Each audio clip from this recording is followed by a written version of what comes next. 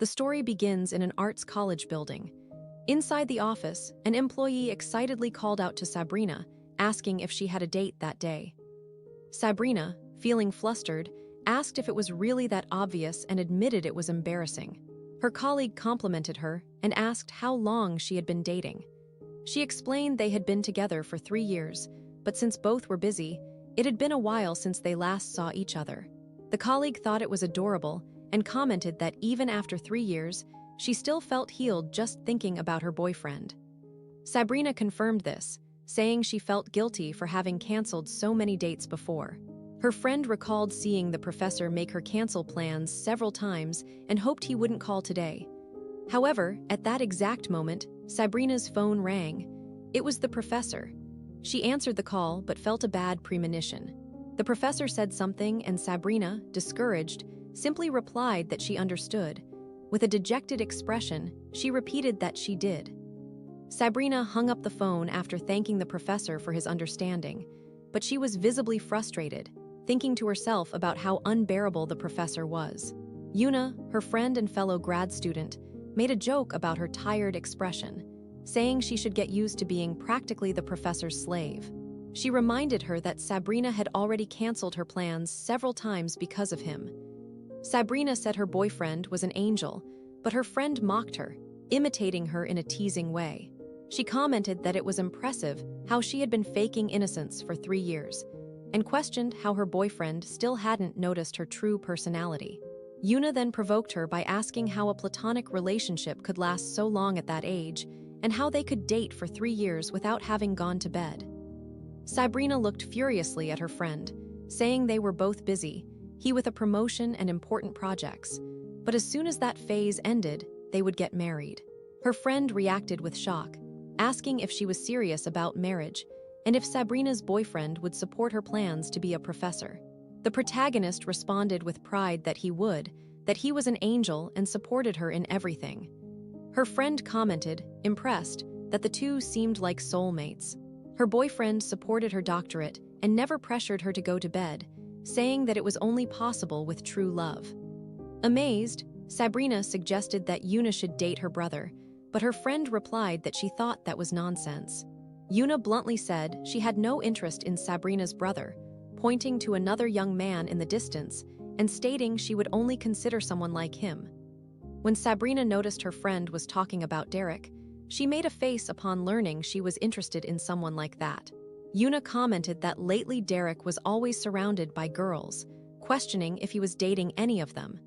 Sabrina questioned if her friend wasn't a bit too interested in Derek. She explained that guys like that were good in bed, but Sabrina felt bothered and asked her not to talk that way. Yuna joked that she was just embarrassed. Meanwhile, Sabrina observed Derek from a distance, admitting he was handsome and had a great physique, but wondered how someone with that delinquent look had gotten into the university. Sabrina said it was probably because of his family's money, since they were very rich. Yuna found it strange that she knew that, but Sabrina replied it was obvious. She then teased Sabrina, saying she was faking disinterest but was actually curious deep down. Sabrina got irritated and showed it in her expression, frightening her friend, who asked her not to look at her like that. Sabrina pretended not to understand her friend's teasing about her expression, saying she wasn't making a strange face, but her friend insisted she looked like a snake. Shortly after, the protagonist noticed the time and said a hurried goodbye, leaving while Derek watched her from afar. Later, the professor called Sabrina, informing her that he was canceling the meeting and going home. She responded politely and wished him a safe trip back. As soon as she hung up, she celebrated with relief that she finally had free time to see her boyfriend. Excited, she typed a message saying she would have time that day and thought about showing up as a surprise, imagining his reaction upon seeing her. Sabrina went to her boyfriend's apartment carrying chicken, but upon opening the door, she was shocked by what she saw. A woman wrapped only in a towel answered, thinking she was a food delivery person. Immediately after, Sabrina's boyfriend, also wrapped in a towel, appeared asking if the woman had ordered chicken. When Sabrina's boyfriend realized she was at the door, he screamed in fear, letting his towel fall to the floor. He tried to explain that it wasn't what it looked like, while the woman he was with questioned who that woman at the door was. Sabrina, unable to believe what she was seeing, realized the reality of the betrayal. Later, she was alone in front of a convenience store, drinking to drown the pain. No matter how much she thought about it, she couldn't understand. He had always been affectionate, and they seemed to live happily together. They had even made a promise to marry. However, she wondered if he had traded her for another just because she refused to have relations before marriage. She remembered his words when he said he understood her conservative side and that he also wanted to protect her until matrimony. Drunk and hurt, she vented to herself, criticizing the fact that she had pretended to be modest for 3 years while he cheated. She asked if he liked it, so much that he had to find another woman, and shouted that she would do the same, that she would also be with another man. It was at that moment that Derek found her, slumped over a table with several empty soju bottles. Seeing her in that state, he asked what she was doing there. Sabrina, completely out of it, murmured that she also wanted to do it. In the midst of her delirium, she invited him to do it right there. Derek refused, saying he wouldn't do anything with someone who was drunk, and said it was better for her to go home. Later, when she finally regained part of her consciousness and realized who was beside her, she was startled and questioned aloud if it was really him. Total confusion took hold of her, and she didn't know how she had ended up in that situation. In the next instant, realizing they were lying together without clothes, she screamed furiously, calling him a bastard. Sabrina, shocked, indignantly asked how he dared touch her too. The young man sighed, questioning if she didn't remember what had happened the night before. He told her she was completely intoxicated, screaming in the street, asking him to sleep with her, complaining that he didn't want to, and she even vomited all over his clothes. Embarrassed, Sabrina now understood why they were without clothes, but she had been too drunk to remember what happened. Suddenly, Derek approached, making her nervous, and mentioned that she had said she was curious about it, asking if she didn't want to try a little. She reacted immediately, pushing him and shouting for him to stop, saying she didn't want to and couldn't do that. He asked what the problem was, and she replied there were many reasons, adding that if she did it with him, she would probably catch a disease, which she found repulsive. He was indignant at the statement, but soon said he didn't plan to go that far, explaining he only wanted to tease her for vomiting on him. He said it was time to sleep, stating she had drained all his energy and he also needed to rest. Lying beside him, Sabrina reflected on the situation. She thought about the fact that her boyfriend cheated, how she had begged her childhood friend, whom she had ignored for years, to sleep with her, and now she was lying there beside him. Finally, she decided to forget what had happened. She recognized that, in the end, this was DK, someone she had pretended not to know for over 10 years. The next morning, sunlight streamed through the window. Sabrina woke up with a headache and sat up in bed, trying to remember what had happened. Confused, she questioned if he had already left. Soon after, her memories suddenly returned, making her scream in shame as she remembered the previous night. She thought of Derek, her childhood friend, who knew all her most embarrassing moments. During puberty, the two realized how different they were and drifted apart. She judged him as a delinquent, and he started ignoring her as well. So they ended up stuck in a strange and uncomfortable situation, not knowing how to deal with one another. The girl lamented showing a shameful side to him and wondered how she would face him from then on. Noticing a bottle on the table, she approached and saw a note saying to go home discreetly. While processing her thoughts, she received an unexpected message from her boyfriend. At another moment, Sabrina stood before her boyfriend, who was trying to justify himself. He said it had been a mistake and that the other woman was just a subordinate who had temporarily stayed at his house. He promised he wouldn't go near her again and claimed Sabrina was the only one for him. Sabrina, serious, asked him to be completely honest, revealing she knew it hadn't been just one night. She stated it didn't matter anymore and decided to end the relationship, saying she couldn't stay with a man who was with another woman. The young man, embarrassed, tried to justify himself, reminding her they had been together for 3 years and that he respected her wish to wait until marriage, but that he couldn't take it. Sabrina, irritated, hit back, asking if he cheated just because she didn't want to sleep with him. He tried to deny it but ended up speechless. Then, he said that wouldn't have happened if she had slept with him at least once.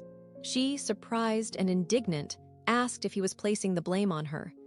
Moments later, after ending the relationship, Sabrina went to a bar to drown her sorrows. While mixing drinks excessively, she thought about her ex-boyfriend's betrayal and how he tried to justify his actions. Overcome by anger, she began drinking to try and forget the situation, saying he was nothing like an angel, more like Satan. While reflecting on how she didn't understand the obsession with doing it, a man approached and asked if she was alone, offering to keep her company. However, Derek appeared and told the stranger to go away, telling him to stop bothering his friend. Derek sat down in front of her, and Sabrina asked why he was interfering. He replied that he just wanted to help her as a friend, but she shot back, asking who he thought he was to act like that. Then, Derek gave her a light tap on the forehead with a spoon and scolded her, saying that forgetting a broken heart with another man might work, but getting involved with just anyone was risky. He commented on rumors involving another guy, saying he had already been involved with several freshmen and was famous for it in his department, even if she didn't know. Derek continued, stating he didn't want to get into her fight with her ex-boyfriend, but he didn't like seeing his friend giving herself to just anyone. She got angry and shouted, saying she hadn't even managed to say hello to the guy.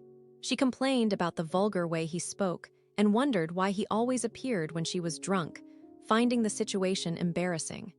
He replied that he only described exactly what she was doing.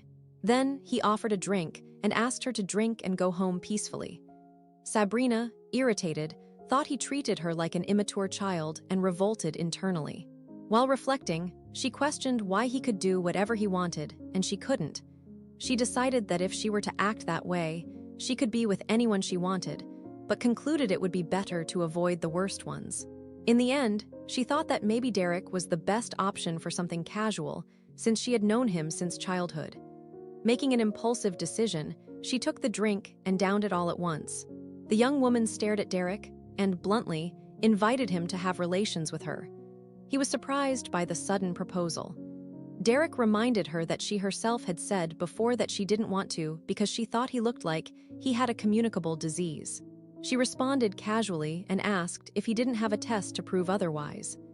Derek pulled a paper from his pocket and showed the test result, explaining he was so shocked by that rejection that he ended up taking the exam.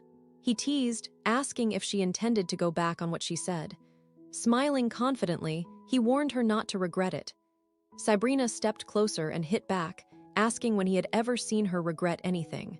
The next morning, Sabrina woke up feeling back pain, murmuring softly if the act she experienced the night before always resulted in side effects of that type.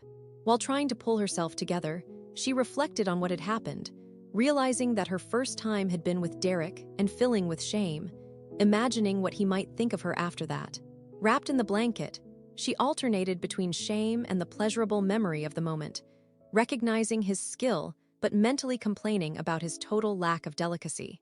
Revolted for having woken up alone, she questioned if he had made it clear it was just a one-night stand. Even without experience, she knew that disappearing without saying anything was disrespectful. Sabrina vented to herself, still lying down as her back wouldn't let her get up. Meanwhile, a note was on the table, saying he had to leave early and asking her to let him know when she woke up. During the day, she dedicated herself to household chores, washed clothes, cleaned the house, and prepared lunch. After finishing these activities, she lay on the sofa to rest, reflecting on her feelings. While resting, she noticed she no longer thought about her ex-boyfriend and questioned if the search for intense stimuli was why people acted impulsively. She decided she shouldn't continue living impulsively and concluded that once was enough, comparing the experience to fast food, something fleeting. Her thoughts were interrupted by the ringing of the doorbell. Upon answering, she found Derek at the door, carrying bags with drinks and snacks. He entered without waiting for an invitation, saying he had brought those things to help her recover. Among the items were different types of alcoholic drinks and other products that made his intentions clear to her, which made her suspicious. During the conversation, Derek showed concern for her physical state, mentioning he had seen her holding her back and asking if he had been too rough the night before. Then he questioned if she was hungry and if she had eaten anything during the day, asking her to at least try a little. The girl, confused, wondered why he was so concerned about her. He smiled and asked if she wasn't in the mood and if he had shown up at a bad time. and she continued questioning his concern. When she faced him, he explained that he had come to take care of her and that, being friends with benefits, that was the minimum he could do. Surprise, she repeated the expression without really understanding. Then he explained that just because they had been together, it didn't mean he had to distance himself from her. She reflected that even though they had started talking and sleeping together recently, they hadn't spoken for years, despite being close in childhood. Sabrina questioned if they were really close enough to talk about that, and concluded that if they didn't even greet each other before, they were practically strangers. Surprised, he reacted in an exaggerated way, asking if she really meant that. She stated it was true, and he replied he was just stating the facts, reminding her that the one who drifted away was her, not him. Then, the young man suggested she drink some water and said he would go get it for her. The girl remained silent, blushing, finding it strange how natural he seemed inside her house, which gave her a strange feeling. Sabrina remembered that DK had appeared at her house once that year. It was when she arrived from college and found her mother and the young man. On that occasion, she asked her mother what she was doing there. Her mother, with a comprehensive tone, said it was strange for her daughter to react like that, explaining she was worried because her daughter lived alone and the world was dangerous, further asking if it wouldn't be better to call Derek once in a while. She replied she had already said she could manage on her own and asked her to stop with that. She thought to herself that he had only gone there once because of her parents' insistence and now acted as if he were very concerned. Shortly after, Derek handed her a glass of water and wanted to know what time she had left the hotel that morning. She replied around 11. The young man commented that she left late and asked why she hadn't let him know. She snapped back asking why she would need to notify him and added that he hadn't called her either. The young man asked why she was so irritated. She replied indignantly that it was he who left without saying anything. He seemed confused for a moment and then realized the situation. She confirmed she was upset and complained, saying he should have at least had the decency to let her know. She stated that even if they weren't complete strangers, it made her feel bad. While she thought about how much she cared, even without being his girlfriend, Derek smiled before explaining that she probably hadn't seen the note he had left. She was surprised and admitted that maybe she had seen it or not, remembering there was a note on the table. He said he had left the message, but she didn't hear and considered that unfair. He also explained he needed to go to his parents' house for an important reason and that he was worried about her. The girl was speechless at his sincerity. Then, he approached and apologized for leaving her alone. She, startled by the proximity, complained he was too close, pushing him away. She stared at him confused and asked if he was doing that on purpose. He replied without understanding and questioned what she was referring to. The girl gave up on explaining and said to forget it. While she thought about how much it bothered her, she felt as if she always ended up losing to him. The young man then asked why she kept avoiding him. She denied it immediately, not understanding what he meant. He brought his hand to her face, holding it delicately. Her heart raced, and silence took over the moment as they stared at each other closely. Without saying anything, he leaned in and kissed her softly. The next day, Sabrina appeared distracted, staring at nothing while holding a cup of coffee, remembering the kiss and the night at the hotel. Her friend commented that she had spent the day like that, lost in thought, and asked if everything was okay, mentioning it was already lunchtime, but it felt like she had just arrived at work. Yuna asked what was wrong with her and insisted she say something, thinking it had nothing to do with her advisor. Still in silence, Sabrina remained thoughtful. Then, she suddenly asked if her friend had ever done it before, leaving her confused by the unexpected question. Sabrina asked again, a bit embarrassed, if she had ever gone through something like that before, but her friend didn't quite understand and asked her to repeat. Sabrina gave up on explaining, and shortly after she leaned in and whispered in her friend's ear. Yuna was startled and screamed out loud, revealing to everyone what she said, while Sabrina desperately asked her to lower her voice. After knowing every detail, Yuna cursed Sabrina's ex-boyfriend, but Sabrina interrupted her friend, saying it was fine and she didn't need to talk like that. Her friend commented that she looked much better than expected and joked, suggesting that this might be thanks to the childhood friend she spent the night with. Sabrina, embarrassed, clarified they weren't dating, they just spent 2 days together and nothing more. Her friend joked, saying that at least the guy was handsome and was relieved to see she was enjoying life. But Yuna stated there is something important in casual relationships. The curious girl asked what that would be. She explained that in a casual relationship, the goal is just to enjoy the moment and have fun. As long as both agree on that, there will be no problems. The problem starts when one of them begins to want something more than just having fun. Sabrina questioned what she meant by something more. Her friend mentioned interest, showing feelings, and affection, things that shouldn't be expected in that type of relationship. The girl became thoughtful, reflecting on what her friend said. Sabrina stated she wouldn't make that kind of mistake, but Yuna warned that one never knows what can happen with people. She insisted on knowing if Sabrina was really going to listen to the advice she was giving. But in her thoughts, Sabrina feared ending up desiring affection from someone like Derek. While carrying some papers through the school hallway, Sabrina heard a voice calling for Derek and asking to go to his house. Realizing it was a girl, she stopped walking, surprised and confused.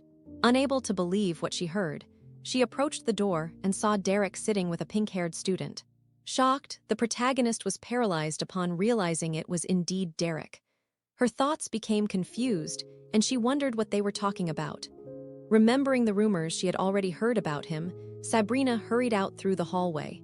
In her mind, she questioned how he could act like that, trying to control her anger and embarrassment. She reflected on the rumors she had heard. Derek was known for being surrounded by many girls, yet she still felt cheated for having gotten involved with him.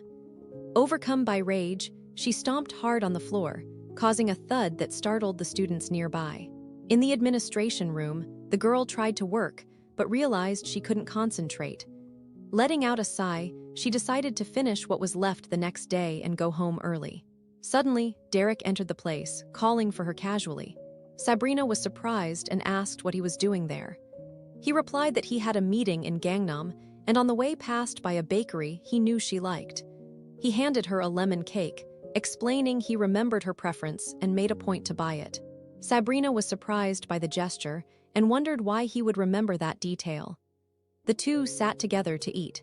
She commented on the famous flavor of the cake and was impressed that he had specially reserved it for her. While tasting the sweet, she asked if he also liked lemon cake. He replied it wasn't he who liked the flavor, but she did. The young man stated it was she who liked lemon cake. She remained silent, staring for a moment. Then she replied that was a thing of the past, from middle school, explaining that now she had allergies and couldn't eat it properly anymore. Surprised, he commented that he brought the cake for nothing, since he had chosen the flavor on purpose, and it even took longer to prepare. Sabrina thought to herself that the bakery was an hour's drive away, and that he hadn't even told her about that. She wondered why he had specially reserved that flavor, remembering what she liked. He suggested they put the cake away so as not to hurt her, but she said it was fine and she could eat a small piece.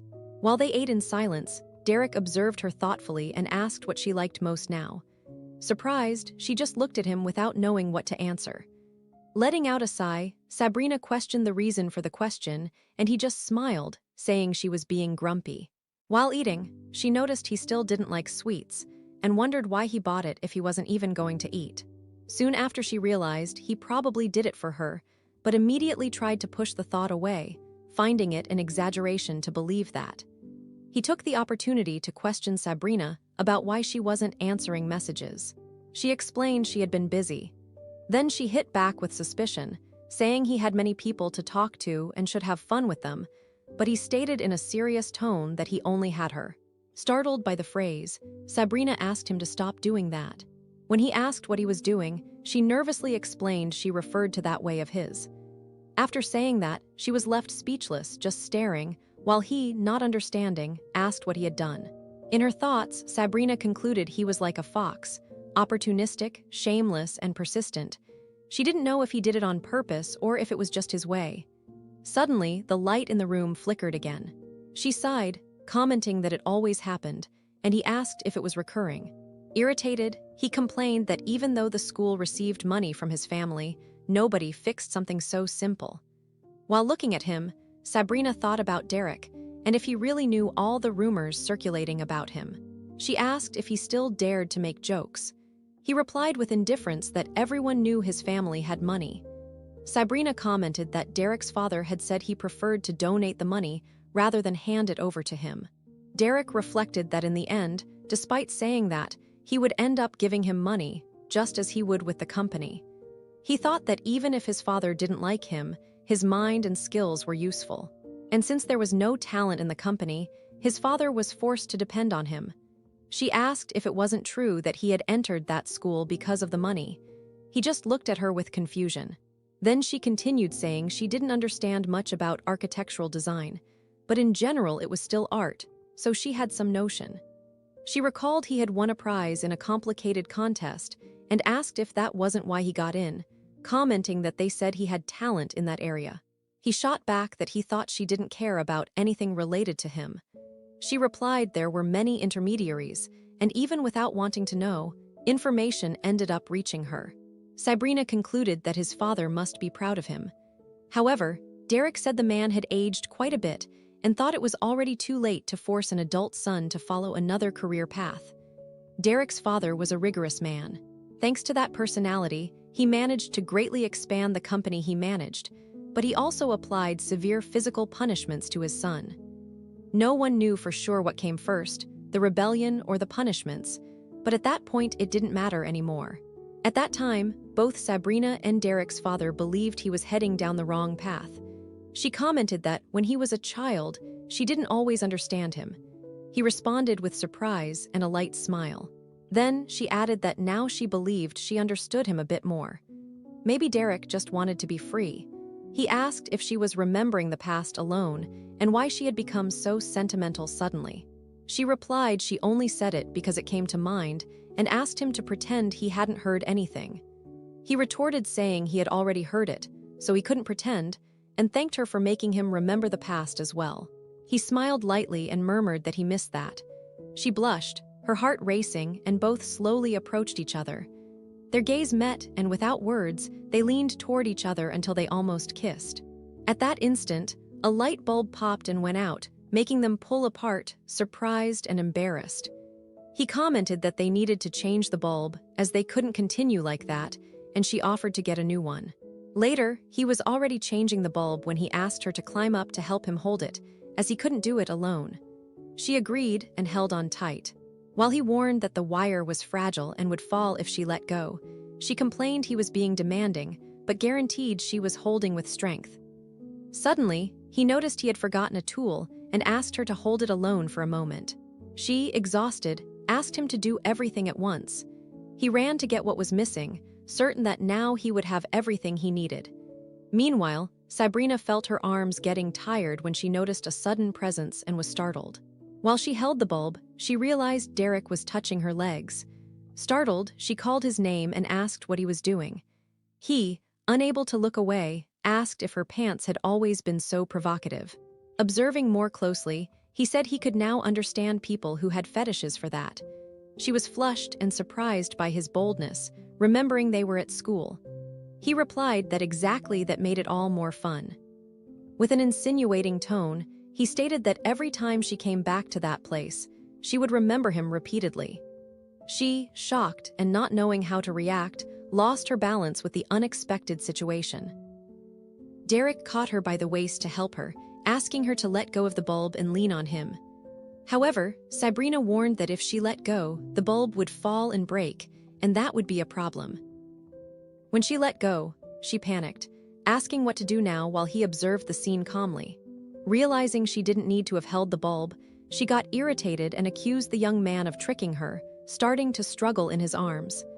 He asked her to stop, saying it was hurting. Irritated, Sabrina shouted for him to let her go now. He smiled and asked what she was trying to do. Both fell together onto the sofa and he hugged her, but Sabrina asked him to move away a bit, saying he was hugging too tight. However, Derek pulled her back, commenting that he didn't mind the contact, that the sofa was small, and they could stay like that anyway. While they remained close, the girl wondered why he was hugging her with such force. Her heart raced, and the situation left her confused. At that instant, memories of childhood came to mind. She recalled how when they were little they were always together, and hugging was something natural. However, now she realized the feeling was different. She noticed how much his arms had grown wide and felt she couldn't be completely at ease like before. Her heart beat fast, and she wondered the reason for this change. Sabrina, breaking the silence, commented that he shouldn't bring cake or similar things from now on. Derek was surprised and asked why. She commented it wasn't easy to get those things and that he was taking too much care of her. He replied that he brought it because he wanted to, so what would be the problem? Hearing this, Sabrina told herself it was impossible to talk to him. Changing the subject, the young man suggested that next time they could go to a barbecue or a Mac-style restaurant, stating that she liked those things. She was surprised by his suggestion, while Derek smiled, satisfied for having guessed something she really liked. Her heart raced hearing him speak with such naturalness. Sabrina realized how the situation was becoming dangerous for her feelings and thought she should stop him from acting that way. But she was no longer sure of what she felt. While they remained embraced, she reflected that that moment felt like that of a couple. While resting near him, the girl reflected on the young man's past and remembered the rumors about him, wondering if they were really true. Thinking the rumors might be true, Sabrina wondered if she would end up the same way and admitted she didn't want that for herself. She preferred not to get involved as a girlfriend so as not to be discarded. She thought it would be better to keep the relationship without labels if she wanted to continue being close to him without getting hurt. She decided then to stay quiet and accept the situation. She suggested they continue like that until they both found other people. He replied naturally, saying it was fine if that's what she wanted. Smiling, Derek commented that he thought she was going to say something serious, but suggested stopping the talking and just sleeping. The girl was relieved, happy that this meant they could continue seeing each other. In thought, she promised that next time it would be her making him feel embarrassed. He doubted it and told her to try. Determined, she stated she would win, smiling as she gradually fell asleep. While she slowly fell asleep, he observed her in silence, reflecting. Shortly after, he hugged her carefully and wished her good night. A few days later, Derek remained seated, his eyes fixed on his cell phone, when he was approached by a colleague who asked if he had started a new relationship, since he wouldn't stop staring at the device. Derek didn't answer. He just managed a slight smile, remaining in silence. At that moment, he remembered the intimate scene on the sofa with Sabrina, when she suggested they continue that way until they found other people. So he replied to his friend that it wasn't about a girlfriend, but just a casual relationship, nothing more than that. Meanwhile, Derek looked at the phone screen, waiting for a response from Sabrina, questioning himself if she really wasn't going to reply. Noticing an unexpected notification, he showed surprise, furrowing his brow and murmuring to himself. What was that? The colleague teased him again, asking if the supposed girlfriend had sent a message. Derek denied it immediately, saying she wasn't his girlfriend. After a brief pause, he corrected himself in a low voice, admitting not yet, but maybe one day. Derek had sent a message asking if Sabrina was free that day. She replied no, because she had things to do. Shortly after, he commented on the post-exhibition party, asking if it hadn't happened in Xi'an. Sabrina questioned how he knew about that. Although the message was seen, no response followed. Sabrina kept staring at her phone, mentally questioning why he didn't reply. She thought that maybe he was upset for being rejected so many times before due to her busy routine. Even so, she felt that day was truly important. At that moment, a formal dinner was taking place to celebrate Ada's exhibition. Sitting at the table, Sabrina reflected that, as a teaching assistant, she couldn't miss the professor's event.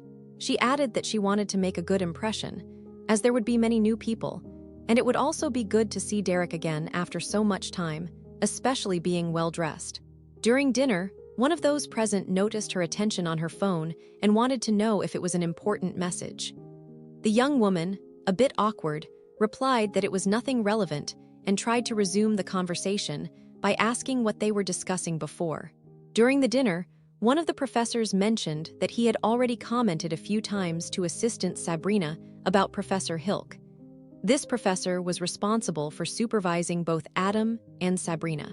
Then, Radova, a renowned Korean painter, praised the work she presented at the exhibition. He recognized that her painting, Horizon, had stood out a lot, in addition to considering the other works excellent as well. Sabrina, surprised, thought to herself that she was receiving direct feedback from a famous artist, which left her visibly impacted. Huck commented that among all the works in the exhibition, hers had been his favorite. The young woman thanked him, stating the compliments were too kind. Then, Hilk declared that he would like to invite her to his next exhibition, asking what she thought of the idea. Still emotional, Sabrina replied that she would be honored and could hardly believe Professor Hilk had recognized the value of her work. One of the professors commented, laughing, that the environment had great energy, and said the two present there matched very well and that the connection between them seemed significant.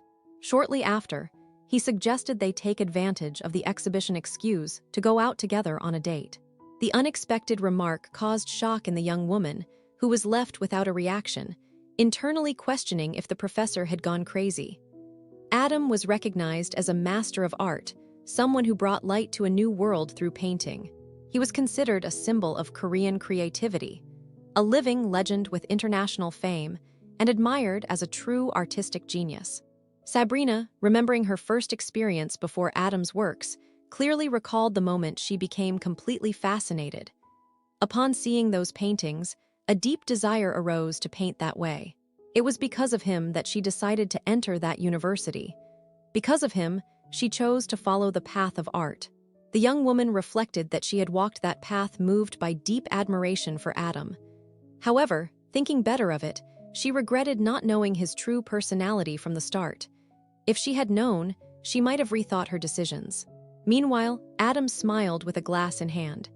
He made comments about assistant Sabrina's appearance, saying he hadn't noticed before how beautiful she was. He questioned if she had made more of an effort that day, insinuating that perhaps she wanted to impress someone. He further suggested that upon learning of Professor Hilk's presence, she seemed particularly excited and hinted she might have dressed up especially for him. In a joking tone, he mentioned she had already said her ideal type was a strong and virile man, asking if that didn't describe Professor Hilk exactly.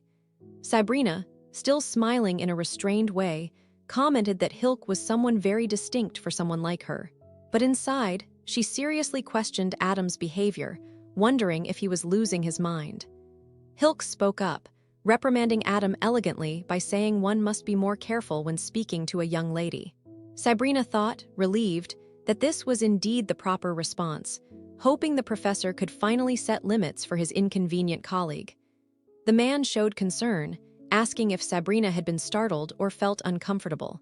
She replied calmly that she was fine, and added that she considered him an admirable person. He thanked her for the compliment, and, taking the opportunity, commented that if she ever desired guidance from him, he would be willing to set aside exclusive time for the two of them. Then, he questioned the young woman about what she thought of the idea, touching her hand gently and wanting to know if she would be interested in this proposal. Her expression remained serene, but internally the young woman was in shock, wondering if that man had gone crazy too. Even so, she kept her composure, masking her shock with a nervous laugh and a vague comment, showing surprise at the situation. Sabrina thanked him for the kindness shown, trying to stay calm, although her interior seethed with discomfort. She wondered what she should do, if she should just get up and leave, or if there was a more elegant way to get out of that situation. For a brief moment, she considered what would happen if she followed her instincts. The image that arose in her mind was extreme. She saw herself driving a knife into the artist Hilk's hand. Then, she imagined herself as a scandal headline, an art college assistant involved in a stabbing case. However, she remembered she was still just an intern and concluded the best thing would be to hang in there. The man asked if she had learned art only from Adam. Sabrina replied yes, mentioning she had started late. He commented that he already suspected that and stated that, if that were the case, perhaps this was her first moment learning directly from him. The young woman's expression hardened. Internally, she questioned what that man was really saying, suspecting his words held an implicit and unpleasant meaning. Then the man moved his hand closer, touching hers with forced gentleness, and said he would love for her to visit his studio someday, stating he could teach her many things. The movement of his hand made her shiver. Sabrina found it repulsive. Until then, she had only maintained a polite smile, but at that moment, the situation became unbearable. She wondered internally if she really needed to keep listening to that type of insinuation, and decided she would deal with the consequences later. In that instant, she believed she needed to make that guy shut his mouth. So she moved her hand toward the cutlery on the table. It was then that a new voice emerged, cutting through the tense atmosphere. It was Derek, who asked for permission and asked if the professors present were Adam and Hilk. Recognizing that voice, Sabrina reacted in shock, questioning herself if it was really who she imagined. He approached in a polite manner, but Professor Adam mistook him for a potential fan, explaining he didn't have time at the moment since he was in the middle of a meal with acquaintances. Meanwhile, visibly disconcerted, Sabrina wondered why he was there. Derek replied that he was very sorry for interrupting the dinner, but he really wanted to greet a friend and said he thought his uncle would be delighted to see her. Confused by the situation, Sabrina wondered what he had in mind, unable to understand his true intention. Adam asked who that uncle was and doubted it was anyone close, judging only by Derek's appearance. Shortly after, Adam was smiling nervously, commenting enthusiastically that he didn't expect to find President Lee and his nephew in that kind of place. He laughed excitedly, considering it a great coincidence. Derek's uncle, raising his glass, agreed, saying it was truly incredible. The man explained he had only gone out to dinner with his nephew, but upon hearing so many comments about Adam, he decided to show up and added that, since his nephew's friend seemed close to Adam, he thought there would be no problem joining the group. Meanwhile, Sabrina poked Derek's arm and questioned what he was thinking. The young man calmly replied that the elders were speaking, signaling with a gesture for her to keep quiet, which left her even more disconcerted. Then, Professor Adam wanted to know who exactly the nephew's friend was that he had referred to. Derek replied naturally, pointing to the young woman beside him. He then completed with a provocative smile, stating that Sabrina was Professor Adam's most esteemed student and that she was his friend. The two professors managed a crooked smile, and then Hilk commented in a mocking tone that the two young people seemed quite close. He added that he never would have imagined someone as discreet as Assistant Sabrina could cultivate a friendship of that type, observing further that there was a surprisingly vivid and striking presence in him. The young man of intense expression, with visible tattoos on his arm, heard the observations without showing discomfort. With a slight smile, he admitted he really might look like a delinquent, although that didn't bother him. Beside him, Sabrina thought he said whatever he wanted without caring about the reactions. At that moment, Derek's uncle intervened, revealing that despite his playful appearance, Derek was a true talent in the field of architecture. At a certain point, Derek had suddenly disappeared. Only later was it discovered he had gone to Germany on a short-term exchange program. There, he had worked on the architectural design of a state university library, a feat that evidenced his skill. Sabrina finally understood what had happened during all that time. The two had completely lost contact since the end of high school. Since then, she had no idea how he was. Derek stated he hadn't done everything alone and that he was lucky to join a good team. His uncle laughed, telling him not to be so modest. Meanwhile, Professor Adam commented, impressed, asking if that meant Derek would run President Lee's company in the future. Although it was uncomfortable to say that in front of his uncle, Derek stated he would prefer to work at Sabrina's father's company, leaving her shocked at the sudden mention of her name. She looked at Derek and tried to ask what he was doing, but cut her words short upon feeling his hand over hers. Professor Adam asked what Sabrina's father did. Derek was surprised he didn't know. Even after a year of working together, the professor commented she had never mentioned her family. Holding her hand, Derek said everyone must have heard of him at least once. Sabrina's father was none other than the president of HS Cement. The two guest professors were left jaw-dropped by the revelation, dropping their glasses upon hearing the name HS. Stunned, they asked why she had never mentioned someone so important. Sabrina smiled nervously, saying she didn't think it was important. In fact, it was exactly because of that type of exaggerated reaction that she avoided bringing up the subject. Derek apologized, asking if he hadn't said too much, and commented that her father was probably very protective. Meanwhile, Sabrina wondered if he wasn't just faking all of that. Because of her father's overprotection, Derek said she must be exhausted, since her father watched her all the time at work, making sure nothing happened. Meanwhile, the professors were worried, imagining absurd situations like being tied up or dragged away by security guards. Then Derek stated that, being her childhood friend, perhaps he should get in touch with her father soon. The professors, breaking into a cold sweat, tried to change the subject and suggested it might be better to start eating. Later, the two walked side by side. She asked if he had overheard the conversation, to which Derek replied that since she was talking, of course he heard. In a tone of disapproval, Sabrina stated he had gone too far with the provocations and explained he was arguing with the professors like a child. In response, Derek said she had no charm. Sabrina was confused and wanted to know why they were talking about charm. Suddenly, turning to face her, Derek replied that instead of scolding him, she should thank him. Approaching her, he asked if she wasn't happy he helped and reinforced that she had felt relief seeing him appear. Sabrina turned her face, noticing how close he was, and admitted she maybe felt just a little relief. With a provocative look, he suggested she compensate him for that. She wanted to know how. He leaned in and touched his lips gently to her ear, leaving her surprised and completely without a reaction as he spoke. Shortly after, Sabrina asked if he was serious. Derek laughed and wanted to know if she was going to pay the debt with that mischievous tone that left her even more confused. Totally flushed and dizzy with embarrassment, Sabrina said he left many clues as to how she could return the favor, but asked if she really had to pay him back like that. Suddenly, she shouted that just because they were sleeping together didn't mean she knew how to do that. Derek panicked and asked her to speak lower. As night fell, the two went to the hotel, where Sabrina would compensate Derek for helping her. However, inside the room, the atmosphere was tense when Derek discovered something he didn't expect. He, with wide eyes, asked if she was really telling the truth. Sabrina questioned why she would lie about something like that. Then, Derek threw himself onto the bed, complaining dramatically of a pain and asking them to call a doctor, while Sabrina asked if that was really a reason for so much sadness.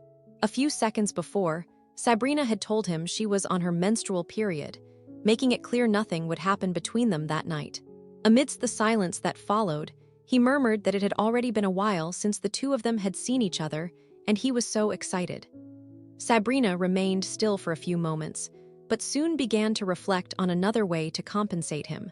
When she reached her conclusion, she called him, stating she would do a special service for him that day. Then she discreetly lowered the neckline of her blouse, which left Derek visibly enthusiastic. At another moment, after the shower, Sabrina emerged with her body wrapped in a towel while Derek praised her enthusiastically, mentioning how smart she was, leaving her without quite understanding the reason for the comment. Lying on the bed, Derek said that for someone inexperienced she had done surprisingly well, and added that perhaps she was born with an addictive body. When he asked in a joking tone what they would do about that, Sabrina questioned what kind of nonsense he was saying now, trying to maintain her composure. Derek commented that she had been asking for that frequently lately and questioned if by any chance she had started to like doing that. Embarrassed, she blushed and avoided looking directly, thinking to herself that, in fact, doing that with him was too good. Suddenly, while Sabrina finished drying her hair, Derek approached her, pulling her closer with a suggestive smile. Shortly after, he tilted her head with his hands and looked her in the eyes, saying he was addicted to her and that she was bolder than he thought. With her face completely flushed and her heart racing, Sabrina looked away, trying to contain the agitation while Derek observed her closely. Then, he approached and told her to stay quiet, as he was going to dry her hair. The girl tried to refuse, stating she could dry her own hair, but he interrupted her confidently, saying he had special techniques. Soon he began working with the dryer and the brush, whistling quietly. She stayed silent, not knowing what to think of the situation. Calmly, Derek sprayed something in her hair naturally, while she remained still without a reaction. She then commented, half surprised, that he seemed to have skill. He just laughed, saying he had already warned her he was good and asked her to trust him once in a while. Confused, Sabrina wondered how long he must have practiced to get so good at that, and immediately thought of how many other women he had already done that kind of thing to. Meanwhile, Derek continued to delicately care for her hair. His hand brushed lightly against the young woman's skin, making her shiver at the subtle gesture. Sabrina was visibly embarrassed, while he behind her enveloped her with his body, getting close enough to cause goosebumps on her skin. Amidst the confusion of emotions, she asked him if he intended to keep doing that. The young man feigned not understanding, questioning what she meant by that, adopting a posture of innocence. But she insisted it was irritating, that he acted as if he were superior, leading her to believe something only to leave her confused later. While he ran his fingers through her hair, Sabrina commented that he did all sorts of seductive things, and then acted as if nothing had happened, trying to come out on top as if he were the only one winning. Faced with the accusation, Derek asked if he really did that. With a mocking smile on her lips, she confirmed without hesitation, but stated that this time the victory had been hers. Confused, he stared at her, asking for explanations. She stood up with a victorious expression, as if she were celebrating a feat. The girl stated with confidence and a glint in her eyes that shortly before he had begged, reminding him that he asked in so many words, even saying please. She stated she had clearly heard what he said, but Derek feigned not remembering. Sabrina, with a mischievous smile, insisted in an excited way that he did remember, mentioning what happened in the bathroom earlier. She then celebrated by jumping on the bed and saying she had won. He laughed softly and admitted defeat. Derek observed her with affection, intimately recognizing that he could never completely defeat her. Lying on the bed, Sabrina stared in silence, and at that instant her thoughts echoed in her mind like a whisper. She wanted to have him there with her, she wanted him to continue by her side, and above all, she wanted him to let her win always. A few days later, the young woman informed him by phone that she would be busy preparing for an exhibition, and that, because of this, she wouldn't be able to meet Derek for a while. On the other end of the line, he only stated that he understood and wished her to dedicate herself to work. He commented that if she was busy, she should move forward. That dry response made her hesitate. The girl pulled the phone away and reflected, frustrated, thinking his reaction had been too cold. Sabrina was trying to act differently this time, giving advance notice, but receiving no emotional response left her with the impression she was the only one who cared. While staring at the phone, she imagined Derek would complain about her continuing to avoid his calls and for always being busy. Although she didn't exactly want that kind of explosive reaction, she thought it would have been good if he had at least tried to stop her from going. Confused by her own feelings, Sabrina brushed the thoughts aside and tried to rationalize, scolding herself for thinking that way. She remembered he also had his life and other people to meet. She herself had her chores and therefore decided it was better to stop worrying about it. Later, carrying coffee cups, the girl thought the professor would be annoyed if the drink got cold, so she needed to hurry. Meanwhile, a young woman with pink hair passed beside Sabrina talking on her cell phone, replying that she was at the university and wanted to know the reason for the call. Sabrina recognized that girl and looked at her with curiosity. In the next instant, she heard the young woman on the phone state she was going to meet Derek. The revelation caused an unexpected reaction in Sabrina, who froze for a moment, trying to process what she just heard. Shortly after, Sabrina hid behind a column, discreetly observing the pink-haired girl enter the university building. Her heart beat fast, internally questioning her own actions. Her body had reacted even before her mind understood what it was doing. Sabrina only remembered hearing the girl state she would resolve a situation with Derek. And being surprised by those words, she couldn't simply ignore them. Taken by an impulse, she began to watch her closely, questioning where she would be going and what exactly that supposed resolution meant. She didn't quite understand the relationship between the two, but an uneasiness began to grow in her chest, as she had already seen that girl before beside Derek. Seeing the girl turn a corner, Sabrina deduced she was heading toward the club's central room. Quickening her pace, she hurried through the corridors until she reached the door. She stopped for a moment. The room before her was all too familiar, and the certainty hit her hard. It was exactly the same place the two of them were that day. Inside the room, she spotted the pink-haired girl beside Derek, which only confirmed her suspicions. Derek then questioned the girl named Helena about the reason for calling him there, asking her to be direct. Helena replied that she knew he wouldn't have any more classes that day and suggested he relax a bit, adding that lately the two of them had hardly seen each other.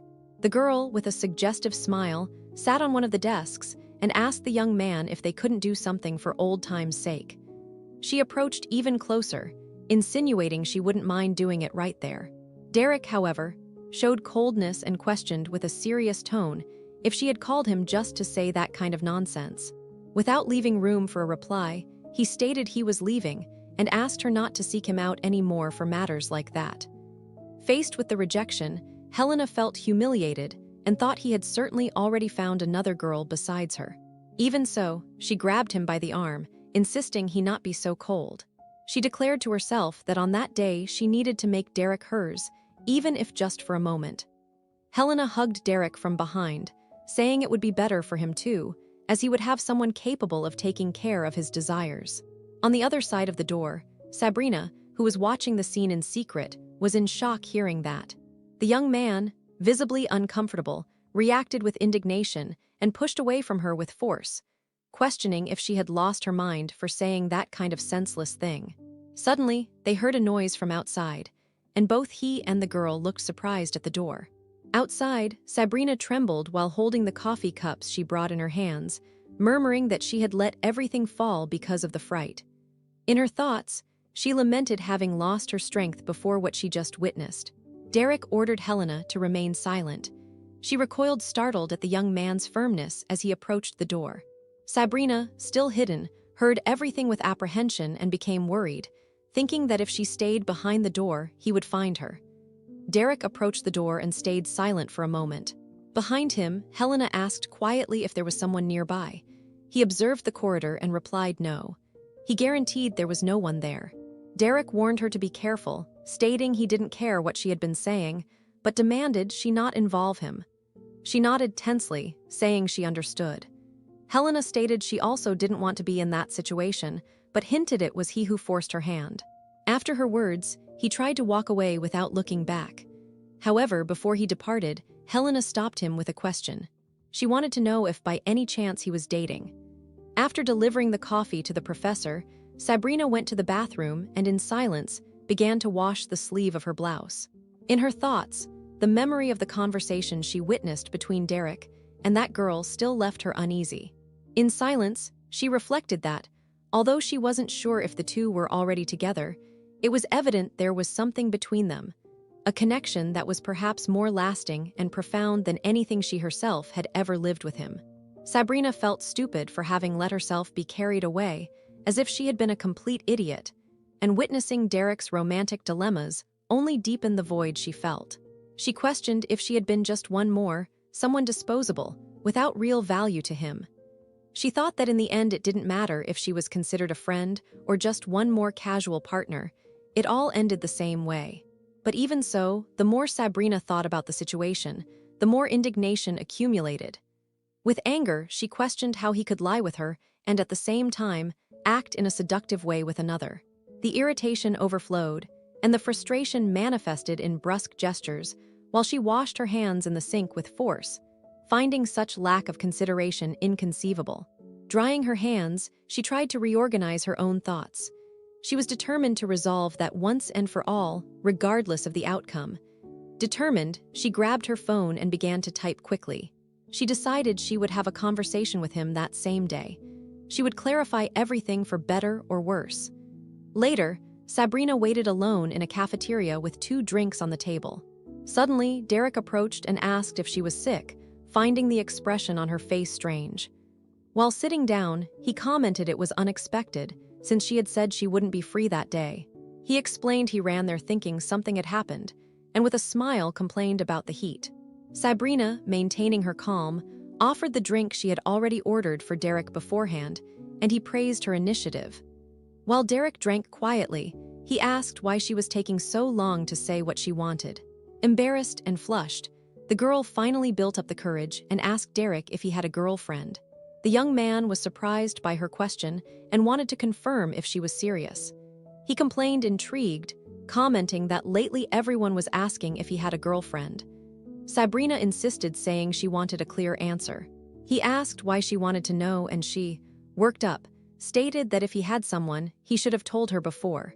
She explained that from the start, that was the agreement.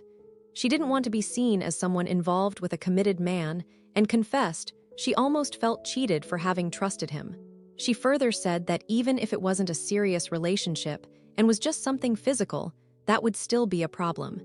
If he already had another partner, she wouldn't have gotten involved with him. Overcome by emotion, Sabrina shouted, accusing him of perhaps being a man obsessed with women, unable to satisfy himself with only one.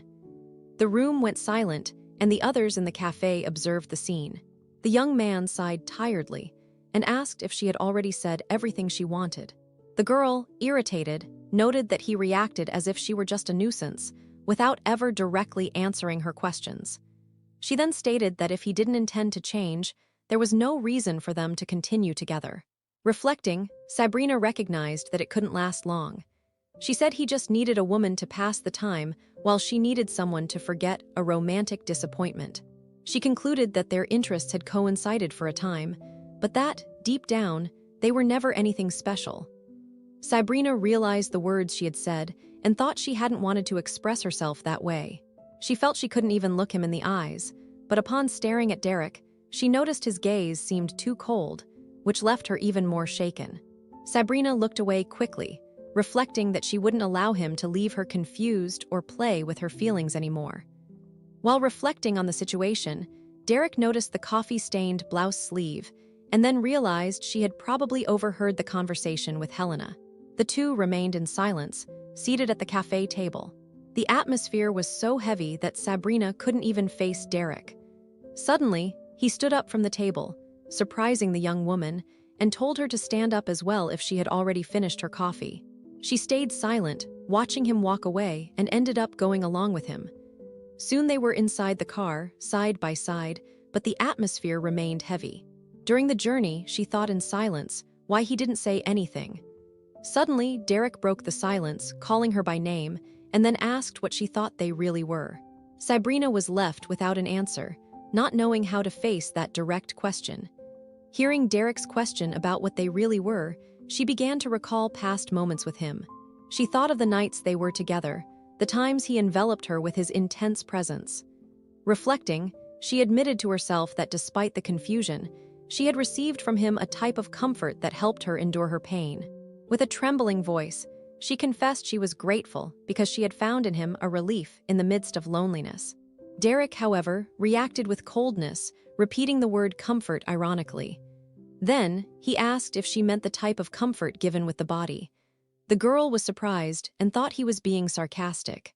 Still, she recognized she had also been harsh in her own words before, so she couldn't complain. Sabrina, nervous, suggested changing the subject, so she asked where he was going at that moment. He replied provocatively, saying he was going to seek comfort with her body. Irritated, she refused immediately, stating she didn't want to get involved with him in that mood. She added that if that was all he wanted, then he should stop the car because she would get out right there. Hearing her words, Derek shot her a quick look before stepping hard on the brake, making the car stop abruptly. In a moment of tension, she believed he was accelerating too much, but realized it was just her impression. With her heart racing, she heard when he called her by name and turned her face to face him. With a firm gaze loaded with emotion, he confessed that at that moment he really wanted comfort from her, because he was deeply hurt. Sabrina was surprised by Derek's confession, without immediately understanding what he meant. Derek, staring at the road, stated he didn't have any girlfriend, that he wasn't seeing other girls, and that he also didn't seek casual encounters just for desires. Then, he clearly said she was the only person he had been seeing lately. Those words left her without a reaction, her heart racing and her face flushed, overtaken by the intensity of what she just heard. However, shortly after, she wanted to know about that girl from college. He replied that the other girl just followed him on her own, which left her surprised and confused. Sabrina put her hands to her head and began to think that maybe she was just jumping to conclusions and interpreting everything wrong. Derek tried to clarify, asking her to pay attention, explaining that despite appearances, he wasn't a man dominated by carnal desires, as she might imagine. Even recalling the moment she was drunk, he claimed he hadn't approached her just out of attraction. In the car, he stared at her and asked if she understood why he always let her win their arguments. She was surprised, and the atmosphere between the two filled with tension until the young man admitted he had expressed himself poorly, apologizing for his gestures and misunderstandings. Sabrina, embarrassed, confessed that her pride made her act impulsively, preferring to end things before being left behind. Derek scolded her, saying her pride was excessive, but at the same time he found it comforting to notice her frankness. Sabrina looked at him in silence, reflecting that he was being vague again. After a few seconds of silence, Derek leaned over the steering wheel and asked her to kiss him, wishing that at least for today she would be the one to take the initiative. Without much hesitation, Sabrina unbuckled her seatbelt and approached slowly. With some hesitation, she rested her hand on his arm and gathered the courage to kiss him. When she tried to pull away, he held her, asking for another kiss. She repeated the gesture, but Derek wasn't satisfied, insisting on receiving one more, then another and another. This made the girl lose her patience, questioning how many times would be necessary until he was happy. He responded provocatively, saying that kiss was nothing more than a peck and therefore didn't count. Suddenly, he rested his hand on her seat and, looking closely, stated it still wasn't enough, that he needed much more until his heart finally calmed down. Derek challenged her, asking if she intended to back down at that moment. Sabrina tried to push him away, asking him to wait a second. The young woman, nervous and blushing, tried to control herself, questioning if he believed everything could be resolved just by seducing her with that look. Despite the resistance, she admitted to herself that she would end up giving in, even if the shame consumed her. Amidst contradictory thoughts, she concluded that this time she was wrong and should listen more to what he was saying. Determined, she decided to let go of her pride just for today. She grabbed him by the shirt collar and asked what she should do to please him. Sabrina, insecure, confessed she had never taken the initiative in something like this, asking him to lead her with calm and patience. Even so, she remained in doubt, fearing he was just mocking her while her heart raced uncontrollably. Before she could organize her thoughts, she was surprised to be laid back against the seat by the young man, who took the initiative without hesitation. Confused and embarrassed, she asked if that was really supposed to happen there, but he replied yes, reminding her that she had asked to be guided carefully. The atmosphere became increasingly intense, and he stated that she was the one who lit that flame first, holding her responsible for provoking him. Without giving time for any reaction, he kissed her firmly, leaving her even more surprised and breathless. Sabrina tried to understand why he was in such a hurry, but she couldn't hide the effect that moment already had on her. The tight space of the car made everything even more suffocating. Didn't hesitate to repeat it, staring at her firmly, and declared again that he wanted to date her. But in the next instant, the sudden ringing of a cell phone interrupted the moment. Derek answered the call while still holding Sabrina in his arms, who remained disconcerted, thinking that interruption was enough to wake her from any daydream. Soon, the voice on the phone revealed itself to be familiar. It was Derek's mother. Panic. She wondered what would happen if they discovered she and Derek were together like that, and whether she should stay still or try to escape without drawing attention. While Sabrina despaired, Derek kept up the conversation naturally, without the slightest concern. His tranquility contrasted with the girl's agitated mind as she didn't know how to react. Suddenly, his hand moved boldly, sending an immediate shiver through her. Sabrina, indignant, couldn't believe the nerve and reacted with quick slaps while he remained indifferent, as if nothing were happening. The mother then commented that she had run into Sabrina's mother. They could hardly believe this subject was coming up at that exact moment. The conversation continued, with the mother recalling childhood memories, insisting the two should keep in touch since they were precious friends since they were small. Blushing, Sabrina gestured for him not to say anything more than necessary and asked him to end the call soon. However, Derek took the opportunity to confirm that he and Sabrina got along very well, even more so now, highlighting that they were longtime friends. She didn't know if she wanted to hide or scream at him for the nerve of talking that way to his mother, especially in that situation. In the end, the mother seemed satisfied, happy to know the two were close again, without imagining the scene they were actually in. He even dared to add that they had both grown up and couldn't continue behaving like children.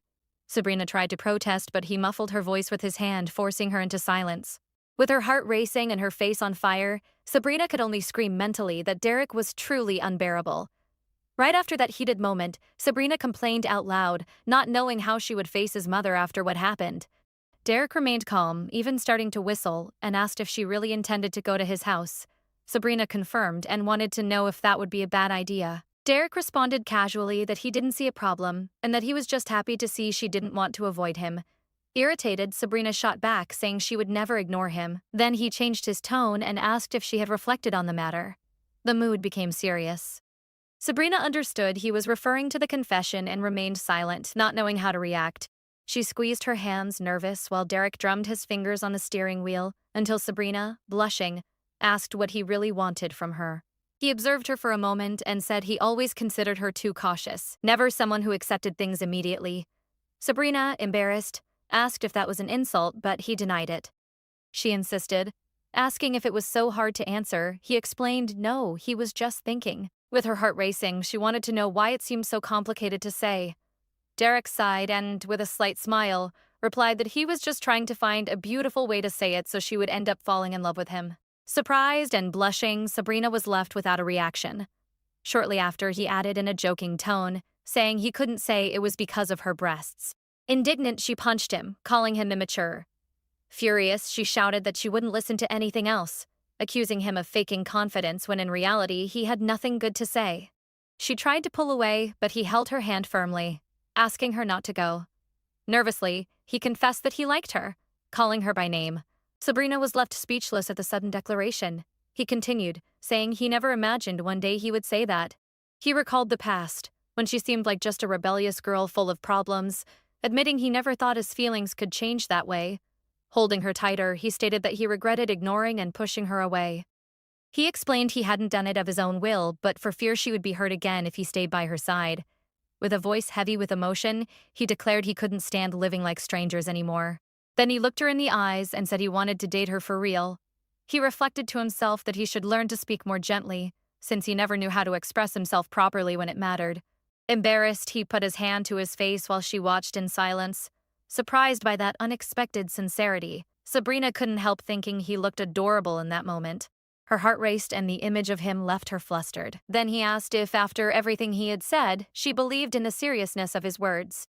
A few days later, Sabrina was sitting in the back of a taxi, letting out a long sigh. She thought that maybe that was why she was so sensitive to the point where her body reacted with anxiety. She recalled that only days before she had received a confession from the one who was her childhood friend, and at certain moments, also someone with whom she had a complicated relationship. On that day, she asked Derek to give her some time, as she wanted to reflect calmly and respond sincerely, just as he had declared himself. When she got out of the car, Derek called her back, saying he would wait for the answer. Faced with his patience, Sabrina managed a slight smile. Despite the recent confession having shaken her, what was really causing her a headache came from another situation. The phone wouldn't stop vibrating with insistent and unpleasant messages. The texts told her not to get close to the boyfriend, accused her of provoking others, and told her to stay away, calling her pathetic. That repeated almost every day, and Sabrina wondered how that woman had even gotten her number. Even ignoring the messages, she felt constantly attacked for no reason. It was frustrating to be accused of something she hadn't done, and she blamed her ex-boyfriend for spreading lies. She even thought about responding in kind, returning insults, but preferred to restrain herself. She considered blocking the number and decided for now to just ignore it, since she had more important things to resolve. Soon the taxi dropped her off in front of the building. Upon entering, Sabrina spotted her mother, who smiled happily noticing her arrival, and called her affectionately to come over quickly. Her mother received her warmly, indicating she could sit next to Derek. The scene surprised her as she didn't understand why he was in that exact place. While the two settled in, uncomfortable and not knowing how to act, her mother seemed excited and even asked for another portion of food, as if everything were natural. During the meal, the conversation followed an unexpected path. Her mother, who used to be more reserved, was now talkative and enthusiastic. Sabrina, observing the scene, thought her mother had turned into a real chatterbox, surprised by how she opened up in front of Derek. He maintained a casual tone, praising her fun way of speaking and serving drinks with a smile, trying to make the atmosphere even lighter. The two talked animatedly, while Sabrina, at their side, felt ignored and out of place. It seemed to her that in that situation, she was nothing more than a decorative piece, since her mother treated Derek with such closeness that anyone would believe he was the real son. Annoyed, she took her phone and sent him a message, asking why he was right there, sitting next to her mother. Derek replied that it was all just a coincidence, explaining he had only thought about saying hello and leaving, but that her mother insisted he stay, making it impossible to refuse. Trying to maintain her composure, Sabrina ended up being scolded for being on her phone in front of her mother. Desperate, she made up that it was an urgent message from a professor.